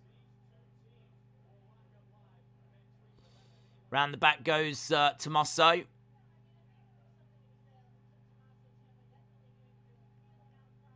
Back elbow by Tommaso. Against the ropes goes Tommaso. Shoulder tackle and he goes down. Bron Breakker standing his ground. Bron, nice roll there by Bron. Keeps a hold of Tommaso.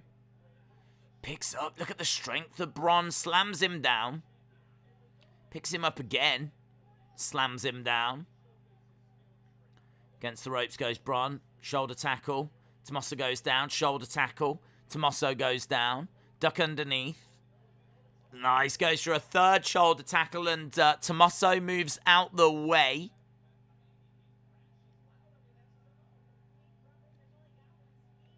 Against the ropes goes Bron. Knee to the body by Tommaso. Tommaso has got Bron Breakker. He's got his legs wrapped around his waist. Next week, we've got Cameron Grimes going into the poker room. Duke Hudson's poker room. There's a Ciampa's gonna kill you chant. Knee strike to the midsection. Bron Breakker goes back into the corner. Big chop by Tommaso. Tommaso charging over. Clothesline on Bron Breakker.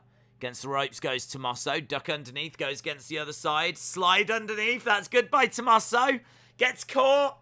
Spinebuster. Spinebuster by Bron Breakker. And kick out by Tommaso. Doing all right so far. Doing all right in this. I feel like this has been a real contest between these two. Yeah, this is all right. I'm feeling this main event. Has Bron Breakker got a finishing move? I'm not sure, to be honest. He probably does. They've probably screamed it one week when he's hit it, but it's not registered with me yet. He's still new, isn't he, really? He's only been around since we had the refresh. Ciampa's gonna kill you, Chance. Yes. Breakker's outfit looks like a mix of 80s and 90s. I think it's kind of in line with his with the Steiner brothers. So it's kind of in line with like what they used to wear when they were the Steiners. Kratos can't be killed. Ciampa won't lose, says JDE MEC. Rai said Breakker is light years ahead of Dominic. Let him in said, do you like Twix? Twix is alright. I don't mind Twix. Twix is alright. It's chocolate that we used to have in the house a bit. But I haven't had them for like a while, to be honest. But yeah, they're alright. Joaquin says, we really gonna have every title change tonight? Maybe. I'm not an NXT fan, says WWE Best Champion. Cliff Beavers says, Ciampa wins or we riot. Mojo vibes, says Bonkers. Steiner's Gear, says Patty. Yeah, we are at commercial break. We've got 9. I don't know if there's an overrun tonight, but we've got 9 minutes or so to go. And this match is all right. What's your favourite discontinued food? I miss Vice Versas. Vice Versas? I wonder if I can find a picture of them for people. Vice Versas. Yeah, I remember them. Wow. They were cool. Yeah, that's a really good shout. I haven't thought about them in forever. I wonder where... I'd have to have a look, see when they got discontinued. These were white... This was like milk chocolate covered in white chocolate, and then white chocolate covered in milk chocolate. Hence the Vice Versas. That's good, that is, isn't it? I remember them. I never had them loads, but I definitely had them a few times, and they were really nice. I could see why you liked those. Couldn't tell you my favourite. Astros got mentioned the other day, and we were looking at them. I remember loving them. I don't know if they're my favourite discontinued food, but I do like them. Right, we are back from the commercial break. We got Tommaso patting himself on the back.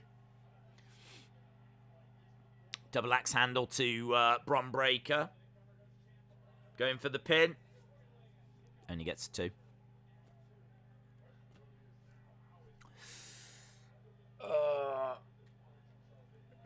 Let him in, says Jomo. How about you mind your own business? Jomo. We've got dueling chance.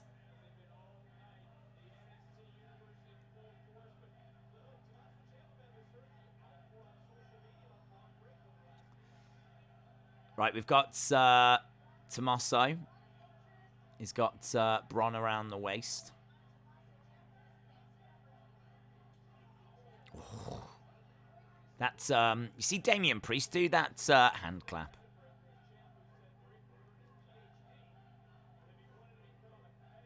Against the ropes goes Bron Breakker. Shoulder tackle. Tommaso goes down. And again. Belly to belly. He plants Tommaso.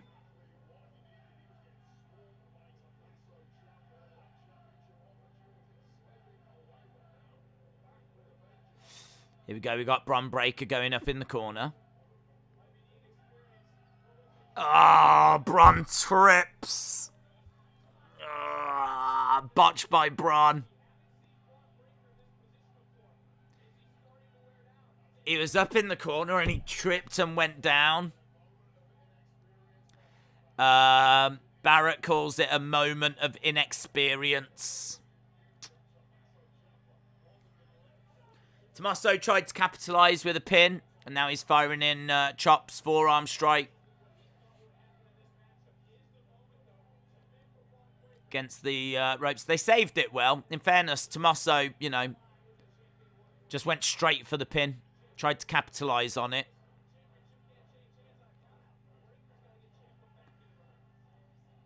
Tommaso on the outside. Gets thrown back in by Bron Breakker. Botch. Have you ever been hit in the head by a flying pizza? I can't say I have. 1, 2, shoulder up. I thought YouTube Premium, no ads, it is worth it. Yeah, I've got that. I've got YouTube Premium. It's good.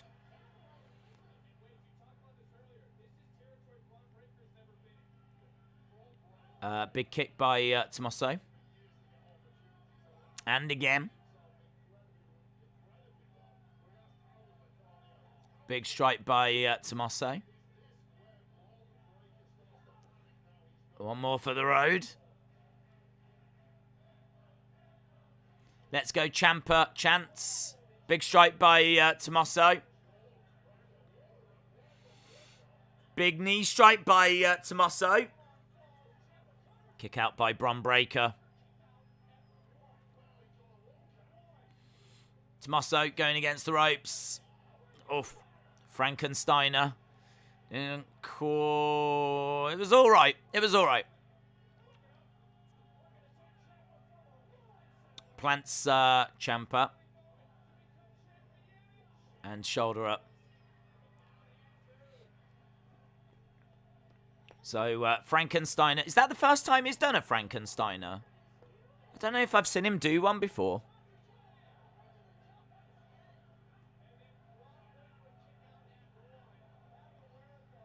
They're not showing a replay of it. Let's go Ciampa. Bron is a bit too green to be champion, says JP Fawn. I don't know. There's reports that they might pull the trigger on him.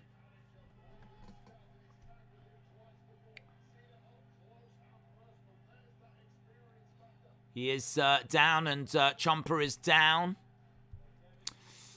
What would you do if Cross returned in this match? Well, I'm certainly not expecting that.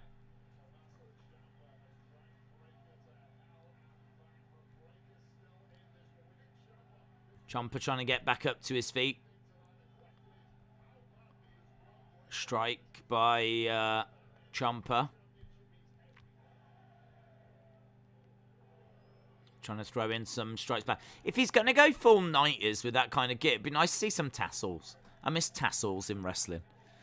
Bron Breakker would be more over with me if he had some tassels on his boots. Ciampa outside the ring. Again moves out the way, grabs the leg of Bron Breakker. There's an exposed, the flooring is exposed. Is this how he's going to do it? I was trying to figure out how do you beat Tommaso in like 50. Ah! Ciampa actually DDT's Breakker.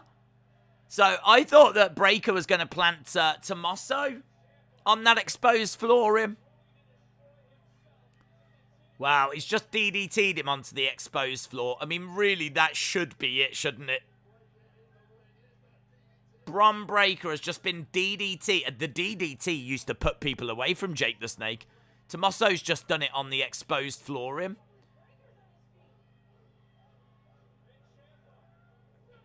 plants Breakker. There's blood on the head of Breakker as well.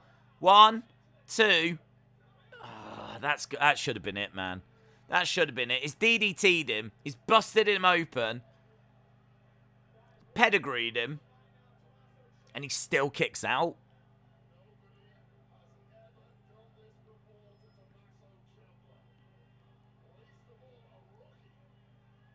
Is Tommaso going to... big knee strike. Big knee strike. Bron Breakker. He's still getting up. Oh, another one.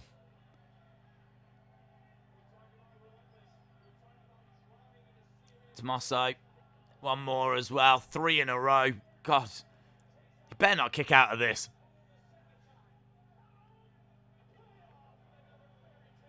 Fairy tale ending. 2, 3. And Tommaso wins. Wow. I don't know. Would I... Great match.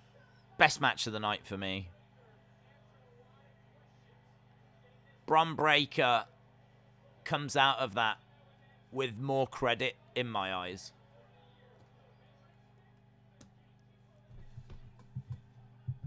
Bron Breakker looks legit in that match, doesn't he? He looks legit.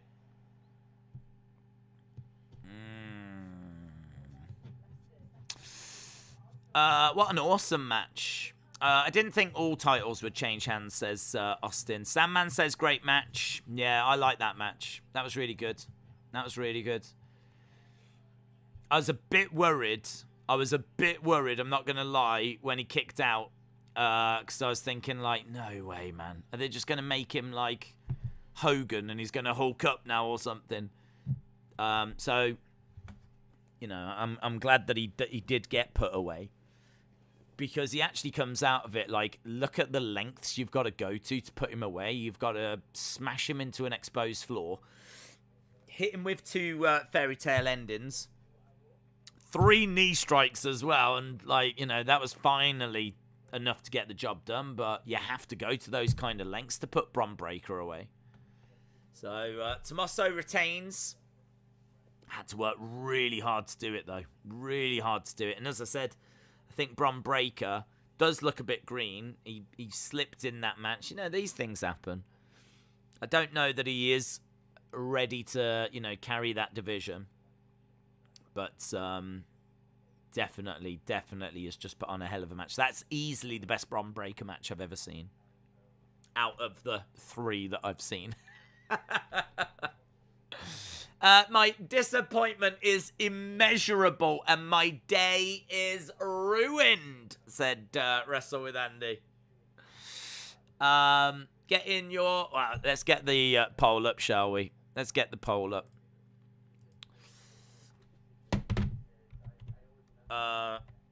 What do you rate NXT? What do you rate this week's NXT? 8 to 10. 7 to 7.75. 6 to 6.75. 5 to 5.75. There we go.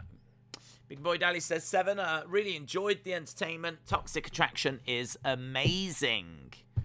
Rai says Breakker is the future. No, Elias would have been good, says WWE Vibes. I don't know where he's going. I think I heard he's staying on the main roster, to be honest. So I can't say I was expecting him. Daniel said it was still a very disappointing show. Austin says 5.5. Brony says 5. Let Him In says 5.5. LSW says 5.25. That slip actually helped the match, says Mark. Can't vote. The numbers don't go low enough. 375, says Anna. Yeah. I must admit, you know, I'm right there with you guys. I am right there with you guys. It's not... I don't think that it's unfair. If you enjoyed the show, brilliant. Yeah, if you enjoyed it, brilliant. But I don't think it's unfair if you didn't, to say this was a real misfire. They can't always hit the mark, and this one didn't for me either. So I was at a 5 around the halfway point. I enjoyed that main event, so I'd probably be getting to, for me personally, I'd be at about a 5.5 as well. Definitely in the poll for me, and you make your own minds up, I would be voting the 5 to 5.75. That would be where I would be. And actually, looking at the poll right now, it is very, very split. Seems like some people really enjoyed it. Seems like some people thought this was a misstep. It's kind of a little bit, it's really spaced out, this show. It's really, really spaced out. I missed most of the show, says Airflow. King Ciampa is still the ruler. Harley said, good thing they didn't over-push Breakker, otherwise he would have ended up like a 2015 Roman Reigns, in my opinion. I don't disagree with that, actually. I don't disagree with that. Erasure Mind says 7. Angela says 7. Trey Gaiman says 5.75. Ponton says 8. It was a good, fun Halloween show. Mandy wins the gold and Ciampa retains. Grant says, how can you not give it a 10? We had a zombie ref return. Well, the world is full of different people with different interests. Let's put it that way. 7 out of 10. For me, it was a lot better than Raw. Scott says 7. Hasib says 6. Rashawn said 6. The main event helped that score.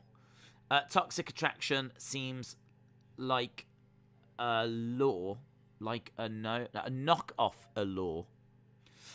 6, Ciampa won. It would have been lower. 6.5 says Zoom Station. To be honest, this was better than Raw or SmackDown.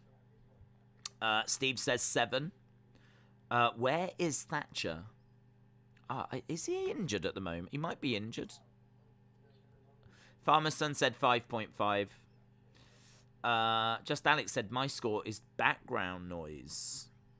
Legend Killer says 5.5. WWE Vibes says, in my opinion, the Boogeyman would have been a great guest. Apparently, the Boogeyman is coming. So, keep your eyes peeled, because he might be on SmackDown. Did Mandy win? She did. Chucky's insult to Bron made it a 10. I don't think I heard his insult to Bron. Adrian says 5.5. Jensen said, the worst NXT show I've seen in a while. NXT just hasn't been the same since it went to 2.0. James Chadwick said Thatcher is injured. Quincy with a 7. Joseph says Toxic Attraction is fire. Austin says, can't wait to see more from Odyssey Jones and Exian Quinn. Wait, what do you know about this Exian Quinn? Because I genuinely don't know much about him. I know I've seen him, but I just can't remember anything. I genuinely can't remember anything. I've already said my score. I think this is where I am. I think I agree that main event helped a lot. I was feeling parts of the tag match, but the Lumberjack stipulation, I mean, it's not a stipulation I would have chosen because I think it distracts from the match. And then they all left. And I don't know why they left. I don't know. I love the Boogeyman. I just brought a Boogeyman shirt. I might have to get one of them Imperium shirts. Those Imperium shirts look awesome. Kyron said, I wonder what's next for Toxic Attraction. I'm glad that 3 of them won championship belts. You're mispronouncing the name. It's Exian. Like that. Exian? Zion? Is it Zion? I don't know. How dare you talk about Toxic Attraction? They are the equivalent to the Bloodline. Anthony, shout out to you. Imperium opposers. Zoom Station said 6.5. Everyone lost titles tonight. Why? Well, I think they do want to build up Toxic Attraction, so they've put the belts on them. And I think we're building to Dakota and Raquel feud as well, so it kind of helps out with that. Imperium winning, I'm not sure. I don't really have an answer to that one. I don't know why MSK lost. I can't answer that. And Tommaso, it was kind of 50-50 going into that main event. I really didn't know which way they were going to go. There was obviously reports that the Bron Breakker era was beginning tonight from WrestleVotes, but as soon as I read that, I thought, well, it doesn't mean he's winning the belt. So I couldn't figure out which way they were going, and they've not put the title on him yet, but he is going to be a future champion. There's no denying that. Jeremy said, it looked like a development show. Obviously, Raquel is moving up. I wouldn't be surprised if they brought Io up just to sit around. Steiner needs to cover that Goldberg tattoo, says Jeremy. The Haunted House stuff was terrible. Good night, Adrian. Yeah, getting your final thoughts. We'll wrap up this week's NXT. Undeniably a big show. People are going to have tuned in for this one to have seen Chucky, see what they would do with all those title matches. It was kind of like a takeover, wasn't it? It's kind of like a takeover quality card. Obviously, we had the mystery person. We saw is he Solo Sikoa? The use as well. So there was definitely some talking points. Jensen said, I just overall hated this show. Brony, shout out to you. Burn It Down said, decent show. Alex said, the curse of the green attire continues. Banks at Mania 37, Io at TakeOver, Kaylee Ray at NXT UK, and now Raquel tonight.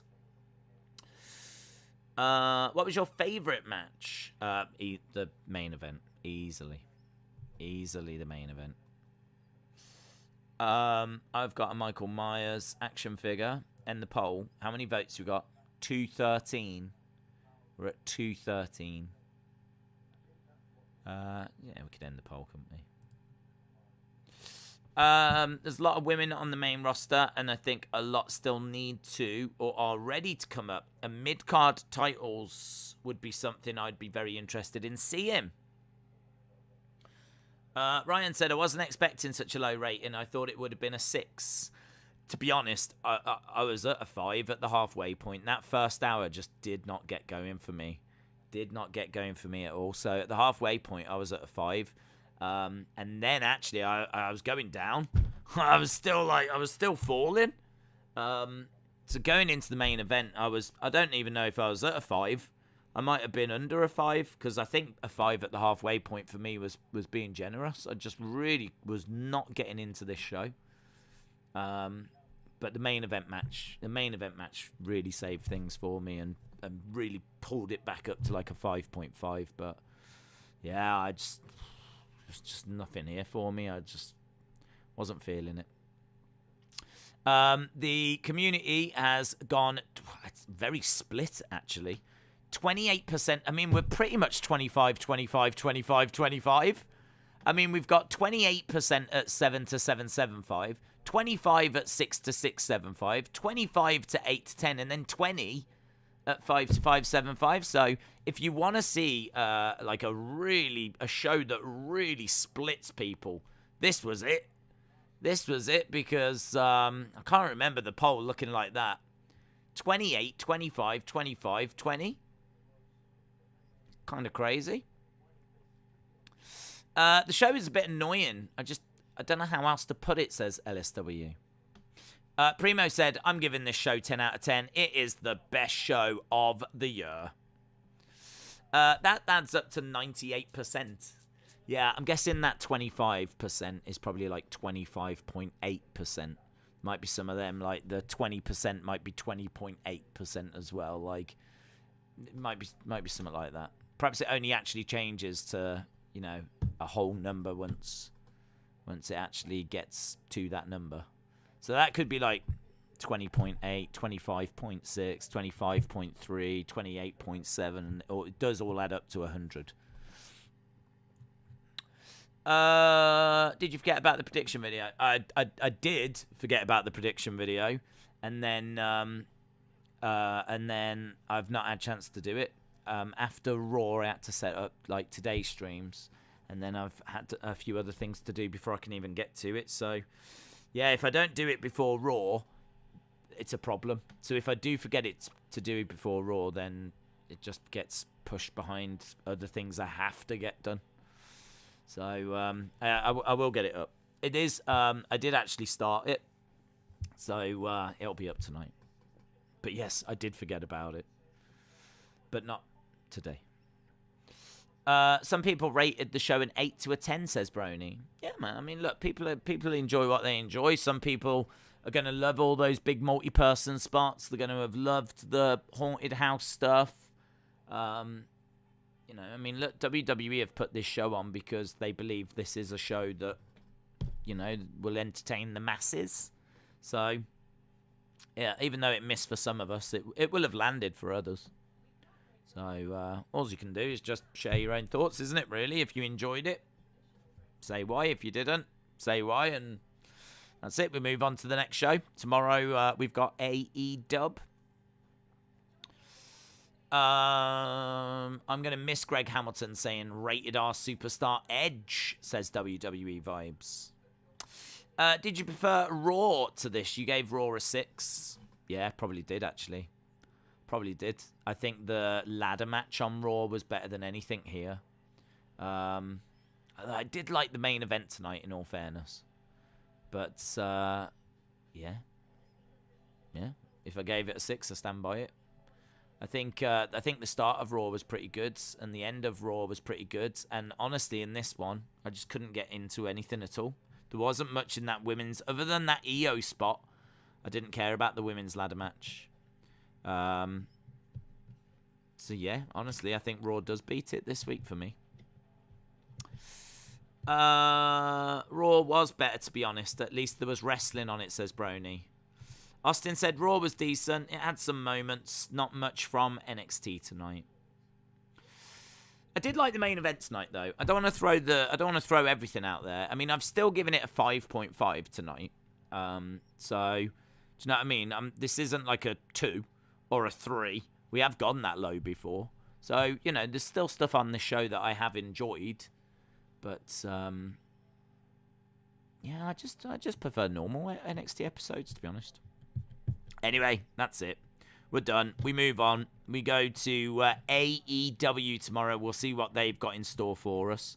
So, Jensen said, I've watched WWE, but I'm honestly enjoying AEW at the moment. The only thing that tops AEW is SmackDown, and even some weeks that doesn't. Ryan says, what do you think about NXT's women's division? I think it has real potential. I think you look at Zoey Stark, who can go into being a solo woman. You look at Raquel Gonzalez. You look at Ivy Nile. You look at, not really feeling Mandy Rose. But there's enough women around that, you know, you can do some decent stuff. But, I mean, like Cora Jade is, like, kind of coming through. I mean, it's all right. It's all right. It's been way better. It's not as stacked as it used to be. Obviously, Candice isn't around. Mia Yim's not around anymore. There's a few women that aren't about. But, yeah, it's all right. There's some people around. It's just like Zoey Stark's in a tag team. I think that Zoey Stark's got great potential. I really think she could be a future women's champion, Zoey Stark. So I'm really high on her. Ember Moon, I think, is great as well. So I reckon there's around about 5 or 6 women. Certainly when Candice comes back. Indi Hartwell. Pretty high on Indi Hartwell. So, yeah, there's probably about 5 or 6 women that I'm quite high on. But it has been stronger. Did you hear that Roman is getting pushed to break Brock's record? I did, yes. I saw, I think, Wrestle Talk report it. Earlier on. So, yeah, that'll be good. Apparently, they want to make him the greatest ever. So, I'm guessing the greatest ever Universal Champion. Gonna have to go a long way to make him the greatest ever WWE Champion. I think that's it. I think we're done. Are you doing the WEP tomorrow without Tommy? I'm doing it with Mini King, actually. So, yeah, me and Mini King are doing the WEP tomorrow. So, that should be interesting. Something a little bit different. So something to keep an eye out for. Right, awesome. We are done, guys. We've stuck around a little bit after, had a little bit of a chat, gone through things, and as we said, it is what it is. And we move on to AEW tomorrow. Awesome, guys. Appreciate the support. Have a great evening wherever you are, and hopefully I'll see you again next time. Bye for now.